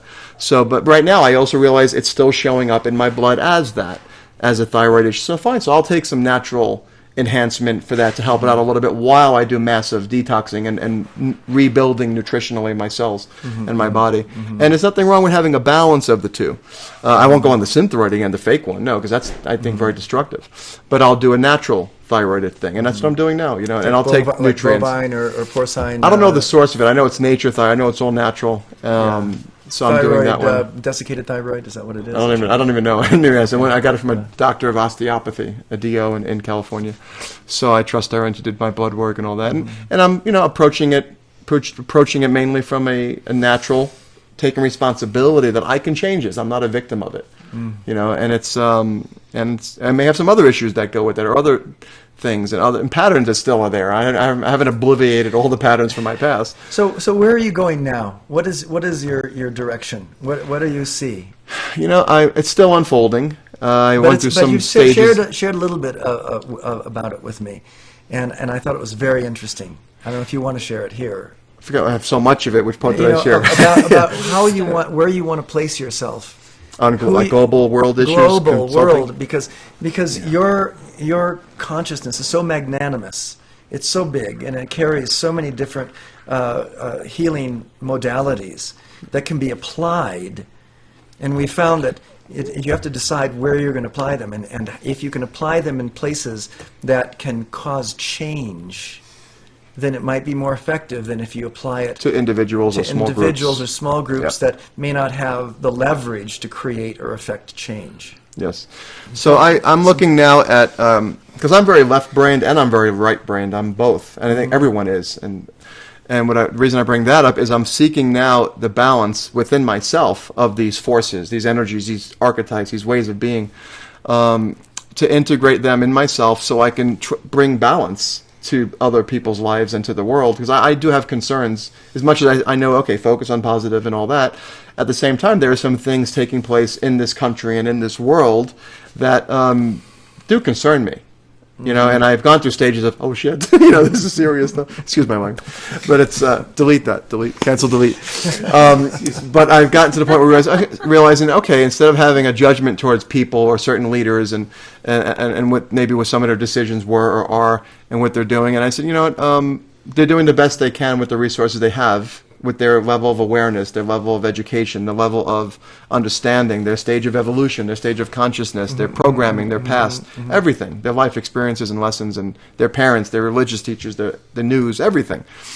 So I said, okay, instead of being harsh towards some of them like I was in the past, I'm looking more towards being non-judgmental, understanding that, hey, they're people. They're still human. They have light and dark sides. They have programming, and they're doing what they know, and they think they're right, and they think they're doing the best they can, and they are. So, but they can do better. But they can do better. Yes. Much room for growth, evolution, and betterment. So I'm looking now towards, okay, how can I make the greatest? I mean, I'm only 43 years old, but in a lot of ways, I feel much older. Like I'm responsible to look over the world and people, and leave this world in a better place. And it's sometimes because of that, I'm always thinking of that. That's not healthy either, because I don't think of having fun and joy and creating the things I want in my own personal life. So I have to find a balance with that too, and say, yeah, I want to contribute to the world world, and I always felt for a while that if I died tomorrow, that what did I do? Like, how did I leave? I worry that when I leave, like, what people are going to do, how they're going to be, and I think about how can I affect that now consciously. So I'm focusing now more towards how can I take all my skill, all my knowledge, all my information, all the strategies, all the wisdom and things that I've learned. Where can I use that most effectively to create world change? So when I leave here, I feel that people are going to be okay. You've done something to it's going to function. They're going to be okay. They're going to survive. They're going to take care of each other. It's going to work. And I'm thinking about getting more into consulting with government, with leadership in corporate, government, religious sectors, to be able to shift, to realize more information, to realize that there are other strategies they can be using to create positive outcomes that work for them and for the people. Are there actual agencies that these types of organizations, governmental agencies, use in order to to have services like you're thinking of? There are many consultants out there. There are many political consultants. There are people in the spiral dynamics field, people in the psychology, hypnosis, NLP field that consult world leaders and corporate leaders. And it's Ken Wilber's work. Integral is working with world leaders and the United Nations and to resolve world conflicts and issues and complexity of problems. I'm looking at now, how can I be a part of that? Tell me about the work that you're interested in right now. The spiral dynamics. Thank you for mentioning that. Spiral dynamics is something I've learned just a few years ago that really helped shift my awareness, my understanding of the world. What Thomas McDougall Hetty was here a few days ago, and he shared with us all about Ken Wilber. Ken Wilber's work is much like the spiral dynamics. They're very similar. Can you draw the similarity to that? Ken Wilber studied many systems, and I don't know his work too well yet. He studied many systems of cultural development, cultural evolution, individual evolution and evolvement and consciousness and the stages we go through in our stages of development that individuals and cultures and countries and go through. And he's come up with a system that he calls integral, which explains the stages of development that we go through and how we think, feel, act, behave at every stage, what we value at every stage versus what we value at the next stage, which is much different. Can I digress for a moment? In yoga, there was a philosopher, his name was Patanjali. Has anyone heard that name, Patanjali? Yes, I have. He wrote the Aphorisms of Yoga, in which he shows the development of the process of consciousness as you go from just a normal, everyday, mundane consciousness to Samadhi, how you develop that Samadhi. And the idea of his structure of consciousness was not so much that you have to go through these stages, but it was just as sort of like a reminder. Oh, you might be at this stage right now. You might be living out of this stage, just as an awakening to awareness of where you are, rather than you have to go through these different stages. Because the stages are arbitrary. He defined them in a certain way. Now, Ken Wilber, the beingness. It's the beingness, and the practice of the yoga was paramount. And the effect of that is it working for your life in the world or not? And basically, if you practice the yoga and you did the sort of the recommended meditation and the recommended hatha yoga and the breathing and the dynamics of living was in a social structure, you would progress in that stages of enlightenment or stages of somatic realization. And I think Ken Wilber has done it sort of in a more modern way. He's put it out there that these are the stages, these are the states, and this is how we can get there. These are the personality types and archetypes and how they think. Much more evolved, much more connected than Patanjali's and all the other systems that existed before. Yeah, much more diverse. That's my impression of it. I haven't studied it as deeply. It's a very, I love it. Very rich system. Yeah, it is. It covers, that's why they call it a theory of everything. It covers everything about our psyche, mind, body, spirit, explained in one system of why one person thinks different from another and what's the next stage of thinking or development for them. Which theory? Is this the spiraling or the integral? That's the both. integral. They're both really very similar. So come back to spiral dynamics. So spiral dynamics is the system I trained in. Yeah, because I want to hear the simple overview of that. Sure. Yeah. Spiral dynamics was created in the 60s, I believe it was, by Dr. Clare Graves. And one of his who Ken Wilber references all the time in Yes, his talks. and I'm sure he studied his work, which may have I been hear part him of what he saying developed. that name all the time. Oh yeah, definitely. And Don Beck is one of the oldest.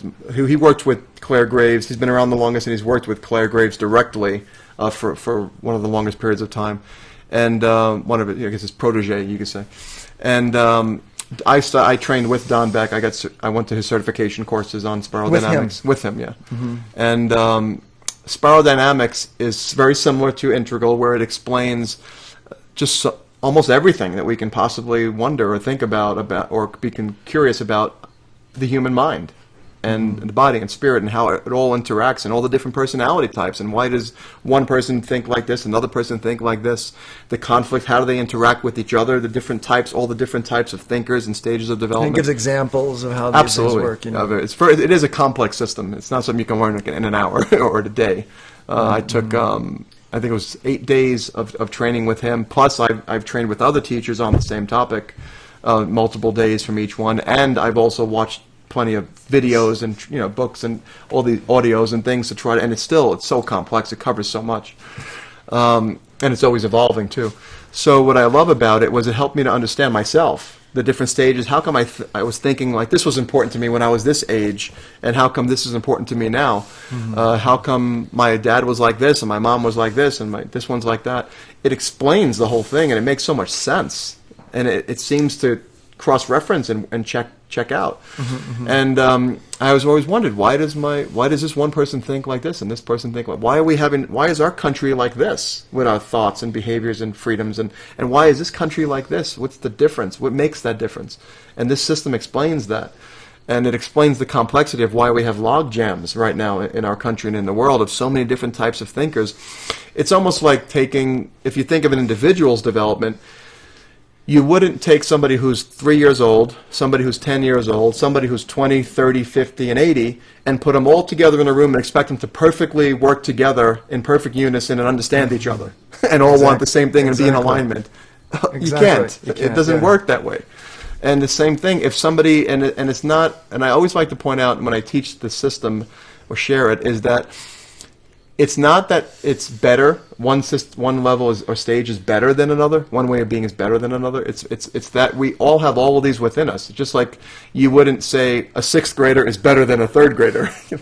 At some stage the sixth grader was a third grader, and at some stage the third grader will be a sixth grader. I was like, it's just about. Yeah, when Elliot is teaching her yoga, she says, honor your body where you are. Where you are, yeah. Because it's all necessary. Because she may be able to spin like a yogi from ancient India, mm-hmm. but you may only be able to take your hand halfway across. So. And it's with this system, right? Honoring where you are, it's perfect. It's all perfect. So wherever somebody is, they're perfect. Wherever a country is, they're perfect, mm-hmm. as long as it's not causing problems for other people or other countries around it, which a lot of this is happening right now. Well, if we take the example of a sixth grade class and a college, say a college graduate class, the sixth grade class has problems with discipline still, with self-motivation, yes. with self-identity. So there are going to be those countries... Because their nervous system isn't designed. Yeah, there's going to be some countries out there that actually need a little bit of discipline. Yes. And some, you got to really... There is some countries... Name names here. Yeah, we're not going to name names, but there are some countries, let's say, for example, the equivalent to a human being would be, an individual, would be if you had somebody who's in their terrible twos, and they're, being aggressive, and they're, pulling the wings off animals, and they're hitting their siblings, you wouldn't want to give that person a gun. That would be bad. Right. So if they're not ready, if they're not developed enough mm-hmm. socially, psychologically, emotionally, spiritually, so many different ways that we can measure intelligence and growth and evolution of that person. The reason I like this is because there's a tendency, I find, in today's world to say that everyone's great. Why are you treating them like that? Mm. And we're all the same. We're all the same. We're all equal. Yeah, we're all equal. It's just not true. No, it's not. And in order to, and this information, this systemization, this categorization of consciousness allows us a little bit more confidence to believe that that there actually is justification for different types of treatment for different types of people. Yes. But you And know, it's so often we have a filter, like people in America have some filter about feeling sorry for people starving in Africa and stuff like this. But actually, we would all feel sorry for somebody starving, that's true. But what we tend to, I mean, let's look at our system. We're so dependent on electrical And some power, won't feel sorry 'cause they don't somebody have that producing ability. our food, fossil fuels to get us from place to place. And there's a lot of places in Africa where they live very simply. And honestly, the whole rest of the world could self-destruct, and these people in Africa would be perfectly fine. Yes. You know? I mean, Yes. And so there's a certain strength. In fact, I know a guy. As long as we who's- don't take them down with us. I know a guy who's a Yeah, really. PhD, who has a PhD in studying parrots. And he spent all of this time in Botswana, Okavango Delta. And he said to me, his very source of spirit is this natural world. And that's where he gets his energy. And he says, and if South Africa fell apart, he says, I know enough people in the Okavango that I could take my whole family there and live the rest of my life. I'd be perfectly fine. And so there is sort of we must respect everyone at every level. Yes, it's yes, not that yes. one level Yes. is better than It's not, another. no. No, I'm not because saying yes. Yeah. the whole situation could change, and then those very people in Africa that that we feel such compassion for could be the only survivors, Yes. or Right. because they're the most equipped, and Attuned then to everything nature, will too. build back up from that. So it's a very interesting dynamic. It is. Yeah. But And I know you're not saying that because Yeah, I know yeah. you're coming from a respect your body where it is, Yes, and yes. one's not better than. No, it's not. It's just that sometimes. Now, what I would say Yeah. is that at each stage of development, the more complex our brain works, the more areas of our brain activated, the more brain tissue activated, we have more. We're more resourceful. We're better at Yeah, resolving that's problems. Yeah, if you take a 18-year-old and put him in a room take one 18-year-old and put him in a room of 50 10-year-olds, most likely the 18-year-old will come up with more solutions and resolutions to a problem than the 50 or 100 10-year-olds. Not because they're better, because they're wiser. They have more information. They have more understanding of life and the world. They have more activation in their mind of so many different things. They're more resourceful. Their brain is more matured. They don't have as many filters, and in some ways they have more, but it's so it's not about good or bad and one's better than the other. They know how to manage their filters a little bit. And how to better, manage them. maybe. Yeah, they make choices. They understand life better. Yeah. So that's the way I like to look at this, and share that, suggest people look at it. And the other thing is not to pigeonhole people, not to look at someone and say, well, they're at this stage and I'm at this stage, or this one's a this and this one's a that. That defeats the purpose. Because it's judgment, and it also changes constantly through people's stages of the development, situations, circumstances, contexts in their life and the world. So it's always changing, and we're all of that. All of us have the 3-year-old. Like I joke sometimes. Someone says, "Well, you're the best, Dan." I'm like, "No, you're the best. You're bester. You're the besteristest."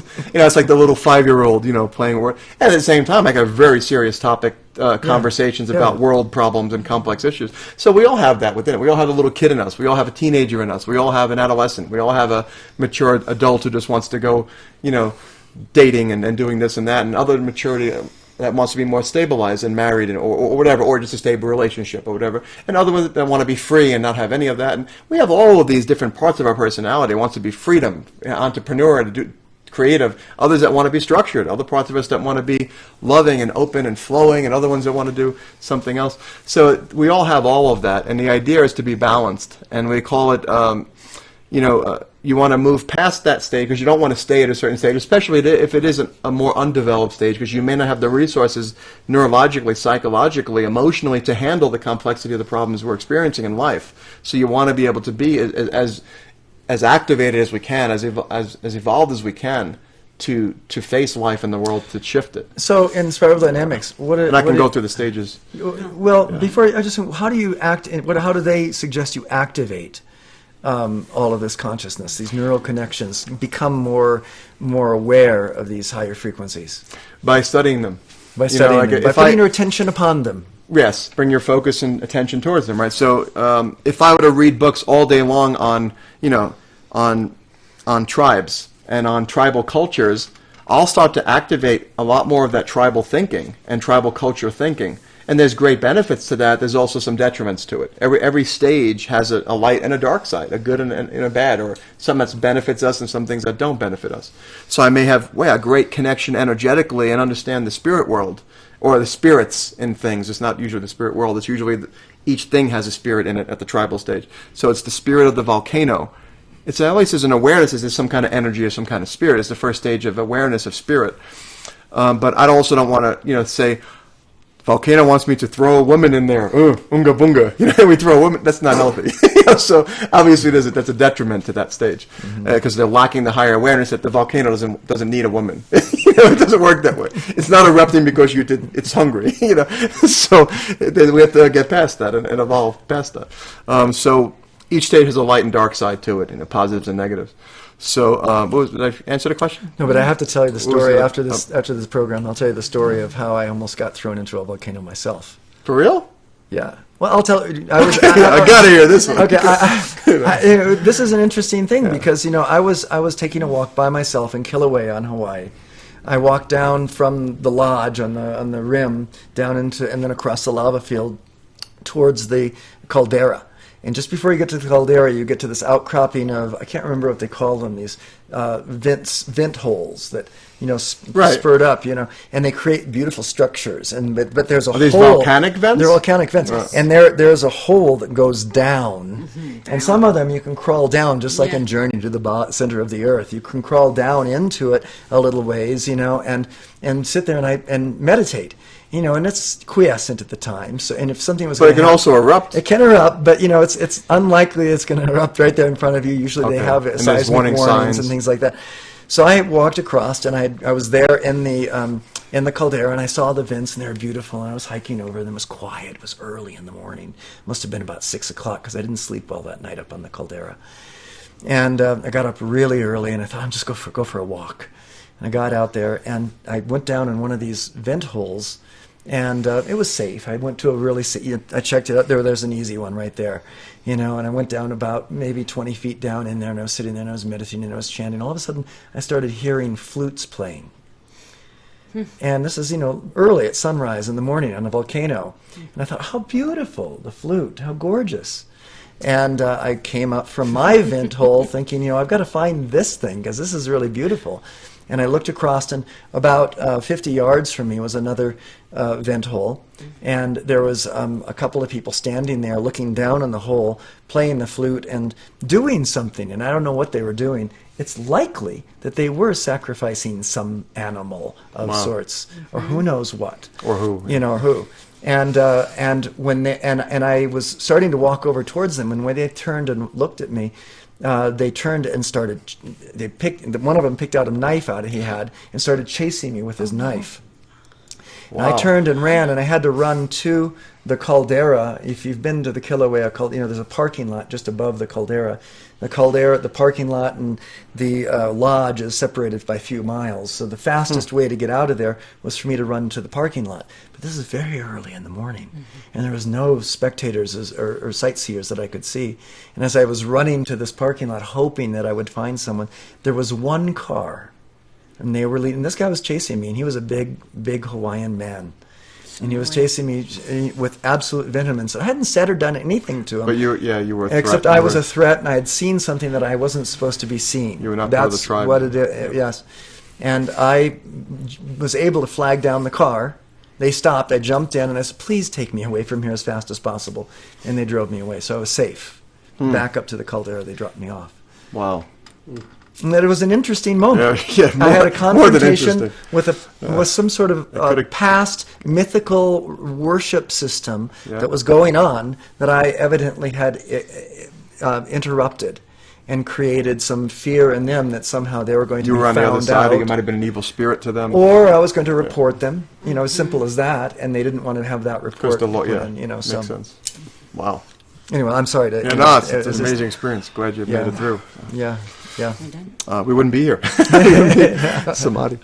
Okay, so the system, I'll start from the beginning. From the beginning of recorded history, as far as we know, they've studied all of this and noticed the stages and the way of the thought patterns change and the behaviors and the values and everything, how it changed along the way. And they say that we seem to have started from an archaic stage where it was just like a wild animal survival, caveman, cavewoman type of stage, where we stayed with, maybe small groups. We were either very individual and stayed with ourselves, or very small clans, very small groups, just for basic survival needs. And at that stage, they're so unconscious, they don't even have the awareness that this is another person separate from me. Is just very in their own little world. Very, very connected. Very, or disconnected. Disconnected, or both. yeah. Disconnected. But there's no awareness of self, or that you're a separate entity from me, but understanding that, okay, we're here, we're fine. That kind of reminds me of, there's survival. this distinction that's been made recently of the paradigm of the patriarchy and the matriarchy. And before the whole shift in consciousness changed to the patriarchy about 5,000 years ago, they say that there was this matriarchy. And in a matriarchy, it didn't matter who was it was like almost kind of like that, where the other person was no different than you. And I don't know. In some ways, it's coming full circle now. Yes. But because we went to patriarchal for We went so through the long. patriarchal. Now it's one something- side of duality. But now it's something different. It's not matriarchy again. It's something more balanced. Yes. Yeah. We're coming back to wholeness. It's a new paradigm that we're just trying to flush out. Yeah. And these interviews, this Samadhi game, I think is part of the process of that. Absolutely, especially a lot of Yeah. the text that you cover, the meanings, the words, the language, that helps activate a lot of that higher thinking. So we, at this stage, the only thing that's a value or desire for this stage of... Do we have rice on or something? Okay, I just thought I smelled I'll it. help. In the archaic stage, the only thing that they're concerned with is survival. Just eating, sleeping, screwing, to Yes. continue the species. And that's it. That's all that that's on their mind and their thoughts and their behaviors and actions at that stage. Just surviving, just running from the tigers, eating to eat whenever they feel hungry, and just surviving and drinking, and that's it. And just continuing the species. After that, at some point, for whatever reasons, they started to have some issues at that stage. And I also think that there was this natural pull inside to pull us to a higher stage of evolution, a more complex way of thinking, to evolve. It seems to be built in our DNA, I believe, to move forward and continue moving forward. Some Evolutionary impulse. Evolutionary impulse that says, okay, Yes. there's more to this. I want more. I can learn more. There's a growth, something that's this desire for growth and expansion within us, I believe. So at some stage, they moved into what seems to be the second stage, which is the tribal stage, a stage of families, bands, tribes, where you would work together in larger groups to be able to everybody can have a better chance of survival against a predator, against just in general to keep each other warm in caves. Just everything worked out better if you banded together and had more in your band. And at this stage, they had the first stage of awareness that I'm a me person, you person. So they realize that you're different, than me. Wait a second. You have a blue shirt. I have blue shirt. Blue Maybe shirt. same person. Same being. You glasses, me no glasses. No, difference. So at this stage, Yeah, but they'd have to see each other to realize one had glasses, one and they saw each other before, have to but they have a just didn't have the mirror. awareness. No, what I mean is, if you don't have a mirror, you may see what the other one looks like, but you don't know what you look like. Exactly, because you don't know it's a mirror. They look in the water, go, who's that guy there? Yeah. So at this stage of tribal, what their most their values, what they value most and concerned about most, is the tribe, is the family, working together to help each other survive, and that to have enough to keep expanding the tribe, give a lot of birth, have a lot of children, so when we get older, they can take care of us. So our survival depends on them later on. So it's propagating a lot of children, a lot more of the species, and they worked in balance with nature and the environment. Is this tied to a timeline of evolution on the planet? There is. I don't remember the dates. This goes back thousands of years, maybe even hundreds of thousands of years. But then, and I some have places would still be in this same state. I have the timelines in my textbook. I don't have it with me, but we have the timelines of when these stages started to transition, and anthropology and Egyptology and all these studies of of cultures and artifacts and cave writings, and we can see the timeline of how it expands. I said archaeology, yeah. So I get distracted. So where was it? Okay, so stage 2. Okay, so family, tribes. They have the first awareness that there's some kind of mysterious force. There's some kind of spirit. There is something that seems to be working with things, and it's the first awareness of the first stage of spiritual awareness, that there's some kind of some force, but they were afraid of it because they didn't understand it. So this is the stage where you have to placate these forces, placate the spirits. It was plural, because they said there's the spirits. The volcano has a spirit. The tree has a spirit. The water has a spirit. The animals have a spirit. The clouds have a spirit. There was literally hundreds and thousands of spirits in their mind. And isn't that true, though? Doesn't everything have an energy, spirit, an energetic, consciousness, an energy that moves it? Just like a word has a spiritual emphasis to it, you put it on the water, it changes energy, it's energetic thing. Yeah. So everything does have a spirit. Yeah. So they were right. They were right. It was a very young perception of that spirit. Yes. So if it's raining, the rain gods must be mad at us. We didn't pray to them. We didn't give them something. We didn't do something. So they'll do these chants and say, "Please leave us alone." Or if the volcano's erupting, they'll do a chant and they'll all get together and they'll pray to the volcano. If we placate it, it won't erupt. It won't kill us. Those 1960 and 50 movies about the volcano erupting and the tribes on the side of the mountain. Island. This was real to them, and they believed that if we throw the volcano's erupting because it's angry at us, we did something. So let's take a person, take a baby or something, throw it in there, maybe it'll leave us alone. I mean, this was the ignorance at that stage. Wow. So that was the dark side of it. They didn't understand. So problems and things were caused by dark forces or evil spirits or things that were angry at them, or the gods, the spirits were angry at them. It was so many, and they literally said prayers, hundreds of them, where they would say all these prayers and chants, so to make sure they covered every single god, because in case they missed one, they were afraid that one would be angry and would hurt them. This is interesting. Yeah. Isn't that, there's the, what is it called in the Vedas? There are so many chants. See, the thunder god is angry at us right now. We better stop talking about this. Do you know, if you look at the ancient Hindu texts, they're divided into all sorts of different, the Vedas, the Puranas, I don't even know all the names of them. But there are some texts that I have, stumbled upon that are so detailed. In order to, wash your big toe, you've got to have a certain rituals, very big at this stage. Rituals. It's like unbelievably detailed.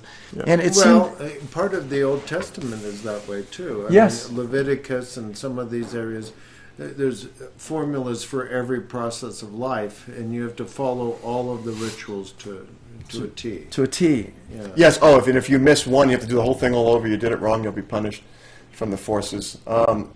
At this stage, this is what you're talking about then. It's so stuck on rituals. This is a stage. Can I? It's so set on the structure of rituals. You have to follow every step. You have to do it exactly this way. By the way, you have to do that every 5 minutes. Every 5 minutes, turn off the broadcast. Or the evil spirits will. Yeah.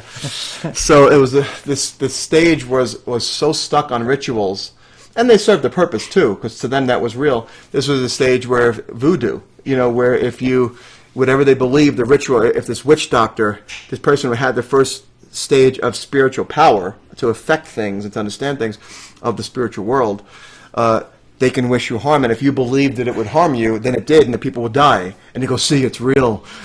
Now where science has shown us that it was just their power of their belief. Hypnosis. That was hypnosis. So what is the benefit of knowing all of these stages then? I think it'll make sense once you know them all. Oh, okay. How many more are there? 7. Oh my God. We're in, which one are we in now? 2nd. Oh, the 6 let's more. go fast. And there's other ones evolving. Yeah, because we keep getting sidetracked in conversation. Okay. Sideline. So at some point, this got them to a certain stage. A lot of conflicts between tribes and expanding for tribal lands, and but as long as you were in the tribe, you were safe. If you were on any other tribe, you were the enemy. You were it was us strongest of the us against them. If you're either part of our tribe or you're not, and that's it. There's no in between. So if you were on the outside of the tribe, you were a threat. They were scared of you. And so they would fight each other and kill each other over this very, very violent stage, unless you were in the tribe. And even then, violence and other issues are for different reasons. But at some point, they grew out of this. The thinking started to expand and say, I have this feeling of independence. Like, I don't want to be part of this tribe. I have ideas. Let's expand. Let's go look at other lands. Let's go find out what's over there. Let's think more independently. I don't want to do what the chief says all the time. Yeah. I have my own ideas, my own individuality, the sense of that. But if you tried expressing that in the tribe, they would cut you off. It's the tall poppy syndrome. They would cut you down, and you would get expelled from the tribe or even killed. So you had to conform to that tribe and that family and listen to the elder. That's the second stage. The elder was the god. He was the leader. He was the leader of that stage. That's the second stage. And that sounds too painfully familiar to a lot of organizations even today. Yes, religions, but we'll get to that. Religions, okay. Certain religions or cults are very strong in the stage too. So out of that, this individuality, a lot of times they would get thrown out of the tribe, or they would have to leave just to express their individuality, where they wanted to go out and conquer and see, and they wanted more things, so they wanted to take them by force. And the tribes wouldn't do that, but not usually. But the third stage, they would. And they would get expelled, and they'd all be nomads, and they would find other nomads, and it was the survival of the fittest at this stage. Whoever was this is the power god stage, physical strength and cunningness. It was like the streets, it was like the gangs. That's how you survived, and they would form bonds with each other. The leader would be distinguished by who was the strongest, the baddest one in the group. Then they would follow suit, and they would all join his gang, so to speak, and they would go out and venture, and then they would conquer tribes. They would go to other lands and sometimes come back and conquer the same tribe. And they would build bands big enough, groups big enough, following the leader, and conquer by force. And at this stage, they had no guilt, no remorse. None of that was developed yet in the nervous system. They disregarded the spirit world, but they did understand that, there are forces. There seem to be some kind of archetypical forces. There seem to be some gods. Maybe there's not thousands, but maybe there's 12 or a smaller amount. So this is stage 3 now. Yes, yeah. Okay. So they did understand it. The power god works with me, wants me to go and conquer. The war god, the warrior god of war, and things like that. And they would go out and they would conquer, and they would wipe out total civilizations, total tribes, and take everything they had. This is the stage of rape, pillaging, and just conquering by force, and no guilt, no remorse. Genghis Khan, emperor, Even the Vikings. empires, the Vikings. Sure. A lot, it's still coming out of 2, but into 3. And So the that tribal / conquering stage. The Huns. So at this stage, they just took what they wanted. It was a chaotic stage because they didn't care. They would come in the middle of the night, rape, pillage, and steal, wipe out entire tribes, women, children, everything, and take everything, and just move on to the next one, or take that land and take everything they had. And at some point, that was happening a lot now over a certain period of several hundred or several thousands of years. And eventually, at some point, the brain realized that we can't have this. This is just chaotic. We have to have some kind of order, some kind of structure, some kind of rules, some kind of something that we'll go by that keeps everything in place. That we can't just come here and take all our stuff. This is this is ours. You can't kill these women. And so the part of the brain started to develop around structure, order, and there has to be some higher understanding and purpose of this. And let's change it. Let's create that. And this is a stage where they actually start to have a higher level of understanding of the spiritual world, that maybe there's not hundreds of gods or 12, maybe there's one God. But let's just call it God. And I don't even know if they had that word back then, but their understanding was there's this one force, there's one God. This is the stage started to develop of absolutistic thinking, order, structure, rules, regulations, systems of governance. The church, the first churches were developed. That we're talking about one God, and of course that God is the only right God, and the other country who was developing their one God that was different, theirs was the only one right God, so do you see a problem? Yes. When they meet, Really big and problem. each one, and they're 100% steadfast that this is the only right path to God. And there's only one way, and these are the rules, and God told me because I thought of him, so it must be the voice in my head saying this and thinking of this. And that becomes even ever more compelling, because these systems that they develop are intricate cultures. Yeah. And those intricate cultures, you become attached to them. They're all Affirmative. filters. You're filters, and they're strong, and some of them work really well. And so you say, well, this really works for us. It keeps order. Keeps order Keeps and structure. structure. Yeah. And so your God can't be the right God. Right, because ours is. Because ours works. Yeah. The other one's having the same And experience. they'll kill each other without question over it. But the other one's having the same experience. Because if you're not following their path and their God, you're on the side of the devil anyway. So what's the point? They don't care if they kill you. They're doing the world a favor because you're not one of the. You're not following the right. So this right is path. the 4th level then. This is the 4th stage. Yeah. Okay. That developed, that brought order, structure, and with each stage 5, brings 6, 7. complexity. It brings complexity of even technology. So where before they might have just mastered the bow and arrow, now all of a sudden they have more complex things with a chain Maybe on a it. longbow. And then now they have rolling wheels and they have catapults and they have cannons and or at least starting to build the different types of tools that are more complex. It gives them a better advantage to win in fights and wars. And crossbows and all more that go longer distance because they had a more technological, architectural, engineering understanding to build bigger buildings even that can go multi-level now, where before they were limited to mud huts. So now they can go bigger, multi-tiered structures that were 10 levels, 5 levels. So it gave more complexity to thinking, gives them more complex society in every way. So they were able to build schools, systems of teachings, writings, not just drawings or maybe symbols that they might have done before. Now it's like, let's make a language that we can put into a structure and teach it to people. It gave us the teachers. It gave us the teachings. It gave us books that were formed and structured to teach things. So a great stage to bring in many great. Level. This is the 4th stage still. Okay.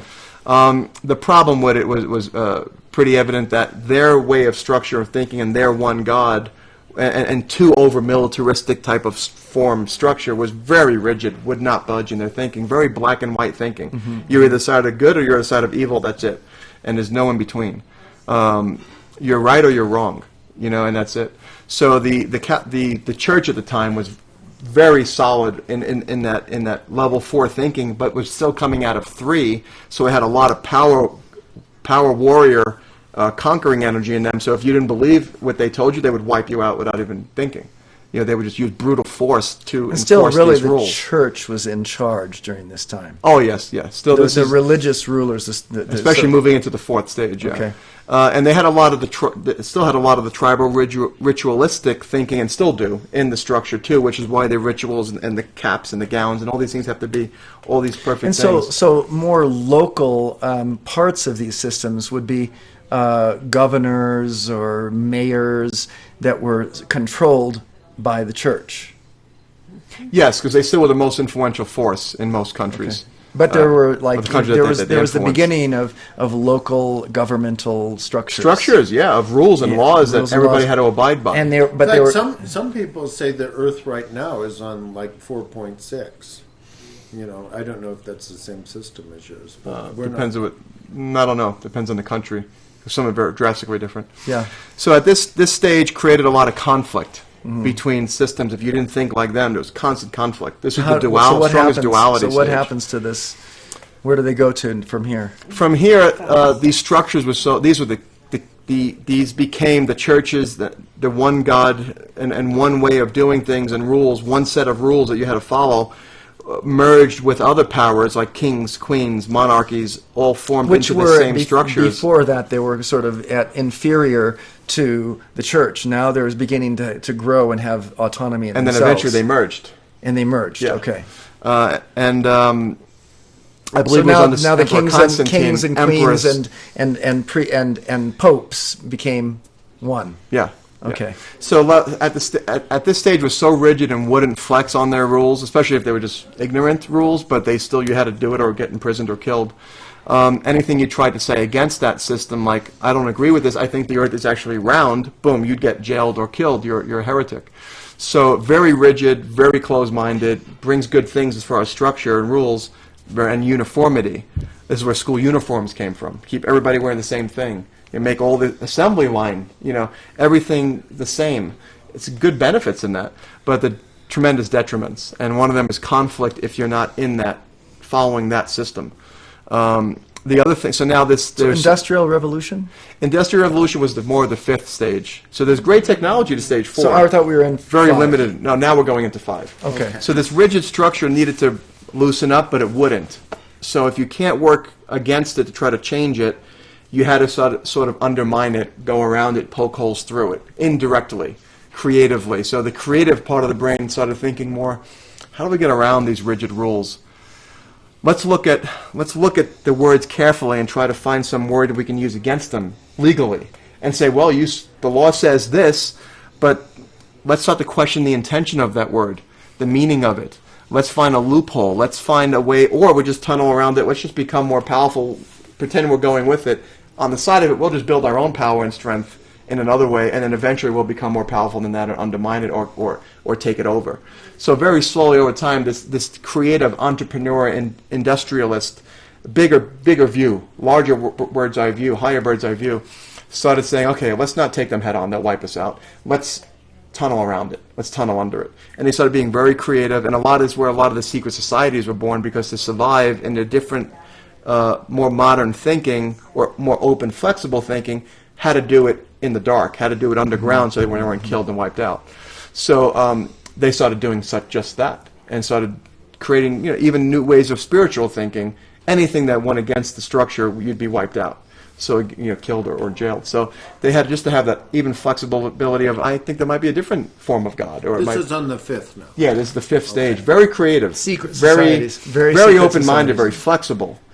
So industrialization, you had the beginnings of sewer systems, public education. And there might have been streaks of that even in streets. back when they were in Solid 4 or Solid 3.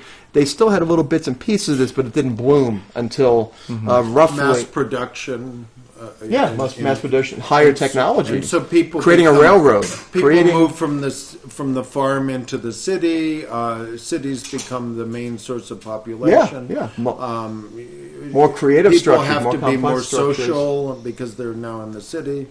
Just very open thinking, creating new possibilities, better legal systems, better. The Constitution was a very level 5 document. It says that people have freedom. We don't have to follow this religious belief if we don't want to. We shouldn't have to. We're not different. What gives you that authority to tell us what we should do with our life? And maybe we believe there's a different God. So the Constitution of the United States was very 5-ish, very stage 5-ish in its thinking of giving people individuality, freedom, separate the church from the state. These two things shouldn't be working together. This should be separate. People should have the right to be different. So this was a very new way of thinking that was totally against the previous structure. And that's what caused a lot of frictions and fights and wars, and to break away from that rigid level 4 structures. And give us this freedom that we have here. And that's now spreading to other countries and helped other countries. So the stage 5 brought us, it even brought us the good and bad in technology, or positive and negative. It gave us the atom bomb to give us a military advantage, higher technologies over other countries. It gave us in the earlier stages, gave us that. It gave us chemicals that we can do amazing things with. The first vaccines, the scientific thinking that says, well, you say the Earth is flat. We think it might be round. Let's prove it. Let's go by observation. Let's build a technology that can see. We can see that that planet's so your round. stage 5 goes all the way from the Constitution to the atomic bomb. Through all of this. That's a pretty wide. Through our different space of banking history. system structures that were created, different corporate structures that were created, giving us higher technology. Let's bring people closer together with technology. Let's build railroads that bring people from there to there. We don't have to go on a horse and buggy the rest of our life. Let's build railroads, mechanical things that work, airplanes, the cars. All of this was part of the industrial stage 5 evolution of higher thinking. These are your inventors. Inventive thinking, very creative, very aware of, there are some definitely creative energies in the universe that work with us. There's some kind of, quantum field. There's some kind of the ethers. There's something there, but we also create our reality. We can make things better. Not everything is in one God's hands. There's not a guy up there going, you're going to suffer because I don't like you and I'm going to give you riches. They showed that by observation, by science thinking, shows that that's an unlikely story, that we actually have, but there's some great value in it too. But we create our reality. If I take this action, I have this result. I'm in charge of my reality. I create my world. I'm the God of my world, right? Because what I do creates my outcome. And we're not stuck with these genetic things, because science shows now that we can change these things. The evolution of psychology. We don't get sick because of evil spirits like they thought in the 1800s. We get sick because we ate these germs, or we or we did some other thing, or we were eating these chemicals, or something that was creating it. Even in the 1800s. Even 1800, they believed that you they got thought sick from evil spirits. It was an evil spirit. Yeah. Even in America. Oh, yeah. Really? Yeah, a lot of them. Yeah, a lot of the culture, yeah. But the first doctors were also being more scientific. Stage 5 was coming out. So they were battling some of the old thinking. But they were starting to realize, no, I think it's more the germs or something else. Something else is causing it. I don't think we're a victim of some spirit, causing it. I don't think, so science, the technology of microscopes and everything that came from in the scientific community, that's stage 5 awareness. Stage 5 outside the box. Outside the box is a common theme, word phrase for stage 5. You create your reality. You're your own success. You're in charge of your destiny. Yeah. I create my destiny.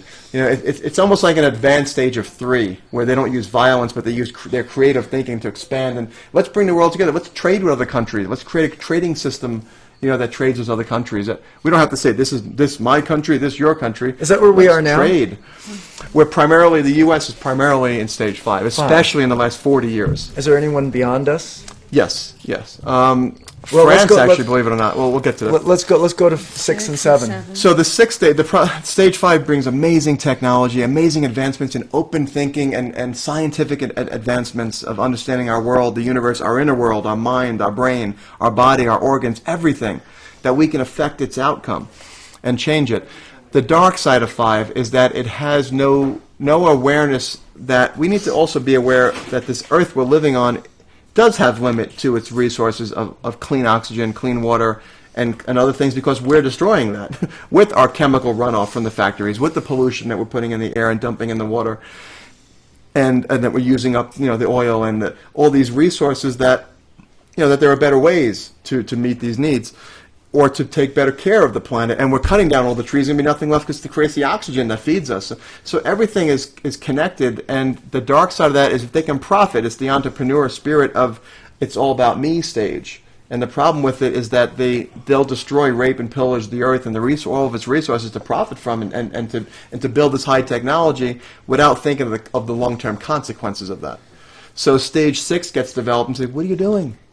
You can't keep dumping mercury from factories into the water, because now the fish have mercury in them, which wasn't there 100 years ago. We created this. What are you doing? You can't just keep dumping these toxic chemicals in the water. Stage 6 is really a lot about the environmental awareness. It's the awareness of the environmental resources, conservation of resources, awareness that we have to take care of this earth because we're standing on it, we're living on it, and other generations are going to have to deal with this. We have to take care of this planet and conserve resources and be conscious of our effects on this, and to the air and the water and the foods and the vegetables. We can't just, stage 5 says, let's genetically modify the vegetables. Great idea if we can have it help us to advance us, but not if it's going to, we don't know the long-term effects of that yet, and if it's going to alter our DNA or cause sterility or cause cancer or other things, we have to give it the long-term studies to check this. We have to be careful. Let's go back to nature, because apparently studies are showing there's detriments to this thing, or the chemicals we're putting on the food. Great idea to grow more bigger crops, but it's also killing us off. So we have to. Where's the balance? Let's go back to natural. Let's go back to organic. Let's go back to healing ourselves. Yeah. Let's go back and go to medicine when we need it. It's a great tool. Let's go back. Let's get back to connectedness with each other. Let's get back to the awareness of love, of unity, of that. Why do we have to have boundaries in our countries? And all of that technological advancement in stage 5 allows us to have that connection. Some of it, and then actually stage 6 technology is more about communication technology, connection technology, like the internet, like cell phones that we can call somebody, Which is email, brand new. the internet. It created social networking. The idea that let's be more social, let's connect with each other through technology, that brought social technology. I think almost everyone who has come to this seminar, except some local people, have come here because of technology, because of the internet, because of the internet. It brought the world. It makes each stage brings the world smaller. And stage 6 is very aware of conscious. The first stage of really aware of consciousness and the effect we're having on others and each other. And let's connect back to each other. And we're all one. It's almost like we're all one big family of sorts. At least we can all be connected. We're all connected anyway. Even if it may not be a family, we're all connected.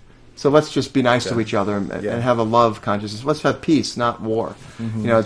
This really started blooming in the 60s. The whole 60s movement opened this up green came back, started coming out with a vengeance, saying, "What are you guys doing? You're destroying everything. Boom, let's change this. Let's bring conscious awareness to all. Let's bring peace, love, and unity."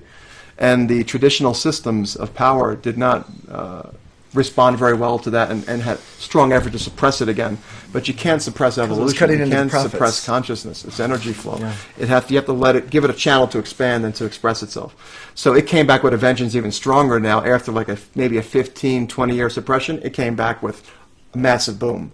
And it's responding very strongly and really getting in the way of these stage 5 technologies and more financial conquering and technological corporate conquering of the world and its resources. It's coming back with a vengeance, and it's really becoming a serious thorn in the side of that system, causing it to be more conscious and aware and stop being aware of its actions, long term, and start to change its strategies, and it's getting out. It's really changing. So where does it go from there? From 6? From there, stage 6 is a beautiful stage of love and unity awareness. It's, you could say its negative side or its dark side is that it lacks the bigger picture of functionality of all of these ways of thinking and systems.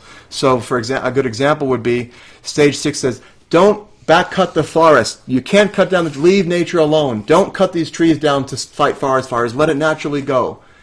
So, because of their protesting and lawsuits and everything, their environmental movements have stopped in many counties and states the back cutting of forests. So maybe they saved 1,000 trees from getting cut, or 5,000 trees from getting cut.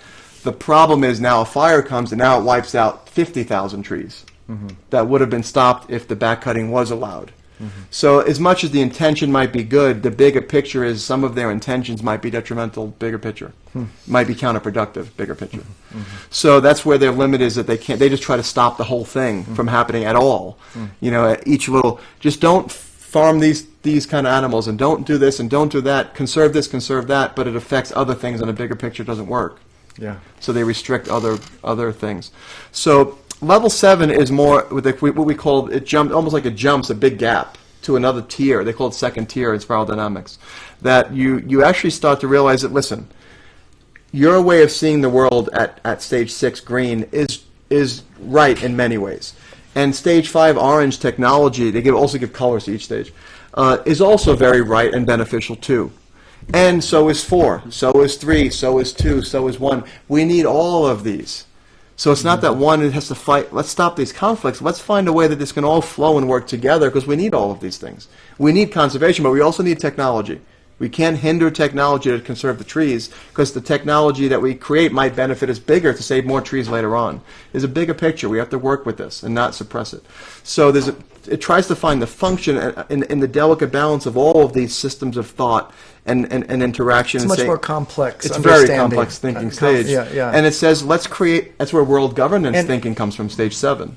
Because it says, listen, let's create, we have all these countries, some countries that are at stage 3, but they have stage 5 nuclear weapons. That's a problem. That's giving a gun to a 10-year-old who doesn't have the understanding. You said world governments come. World governance thinking, the United Nations, started to be born out of a lot of stage 5 that wants to expand and bring better trade and communication between countries, but also better governance. That we can't have this person having these serious weapons or dumping toxic waste into the ocean that's coming back and coming to, our kids are going to eat it. When I heard about the United Nations in the 5th grade, or whenever it was that I heard about it, that's what I thought. It's mixed. There's a lot of stages mixed in every system. What I heard, even as a small child, was better governance. And we need a more functional system. And yet it's so far from that these days. Yes, because maybe in its infancy, maybe its intentions were more corporate financial dominance of the world and its resources, and people sense that, and there's tremendous what's the word? Opposition to it, and they shut it down, and they cause log jams, and they just restrict it and won't let it go. So, but there's actually also another higher functioning thought to that. That listen, we have to. It's not that we have to have some system that conquers everyone, but where we can all agree that listen, this country, if we can see that this country is too young in its thinking to have nuclear weapons, that it can get pissed off one day and decide to wipe some other country out next to it, and we all have to breathe that stuff in, and it pollutes the entire world. We can't have that. We just have to say, listen, you're not ready for that. We have to have some rules that they have to listen to restrict their use. There has to be people that have this understanding of the different stages of development. Oh, there are. Even in the United Nations, many people are aware of this. Even on an individual basis.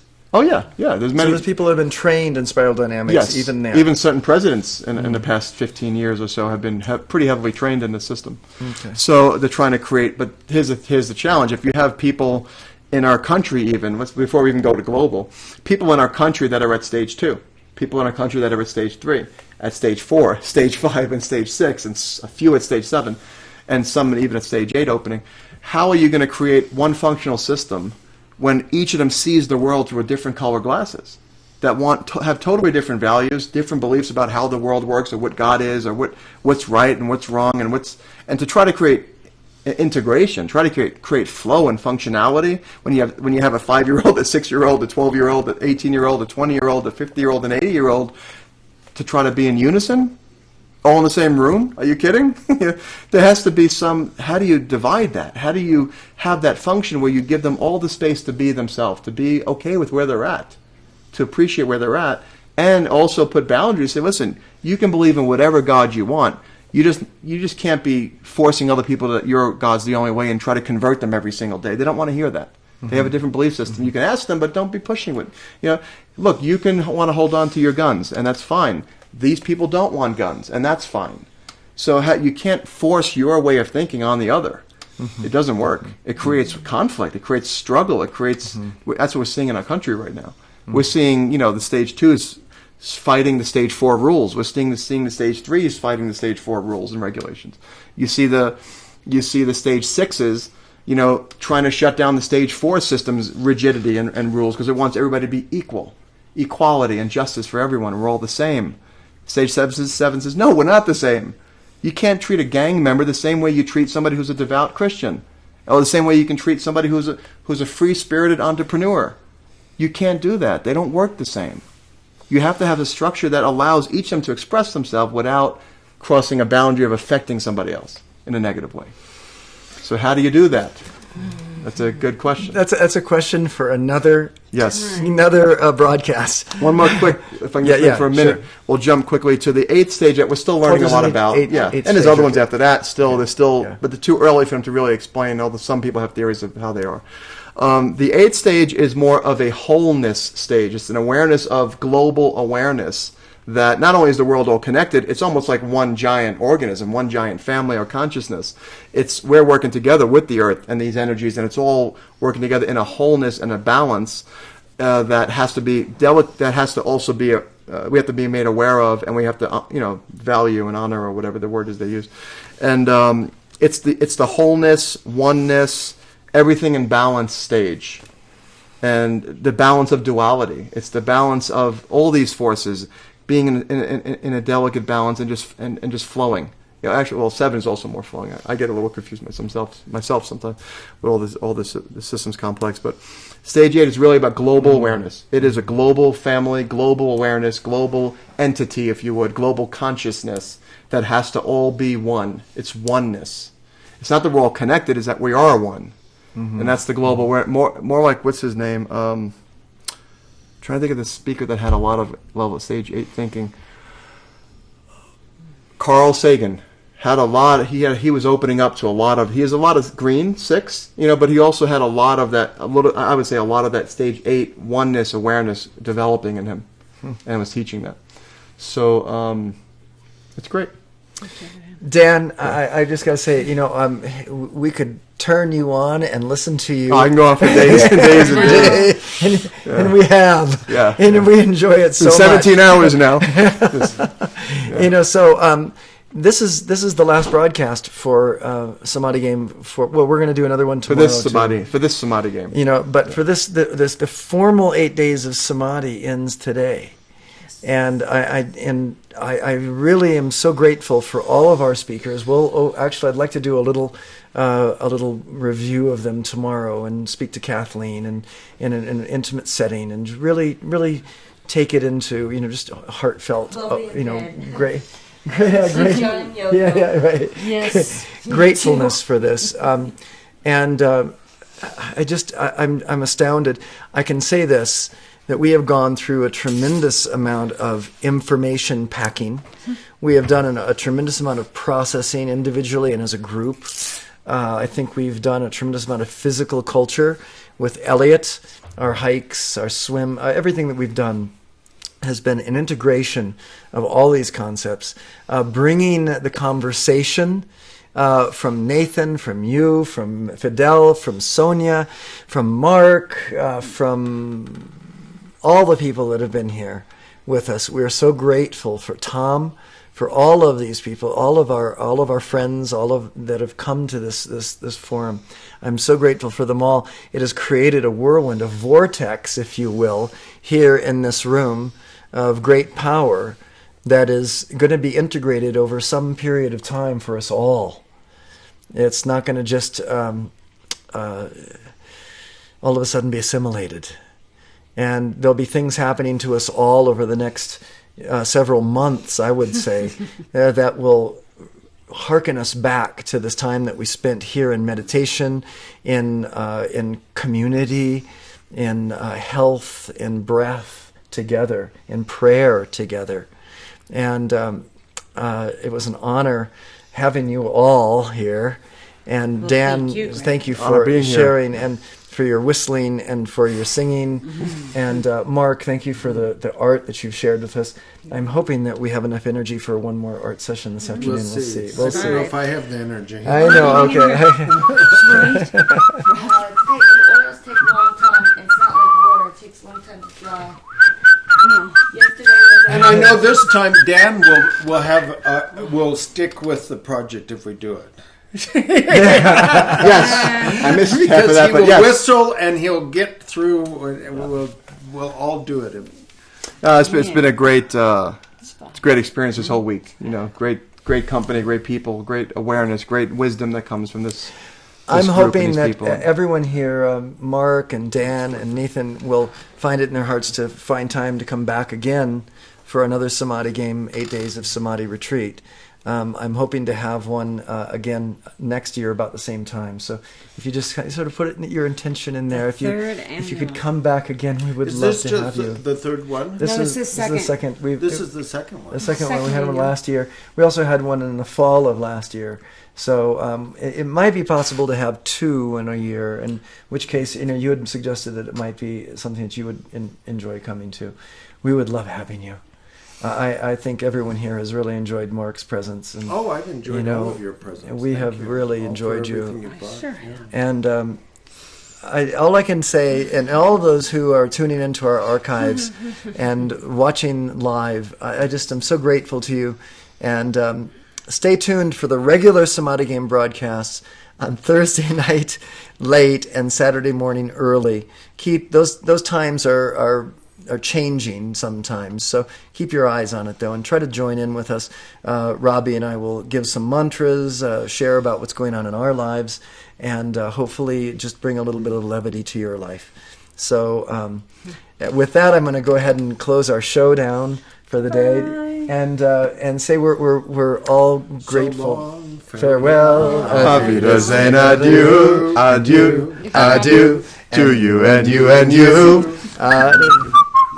You over here. No more. Thanks a lot for Take coming. care, to everyone. Samadhi. Hope you enjoyed and got Thank value from you. today's sessions. God bless. Yes. And look up Spiral Dynamics.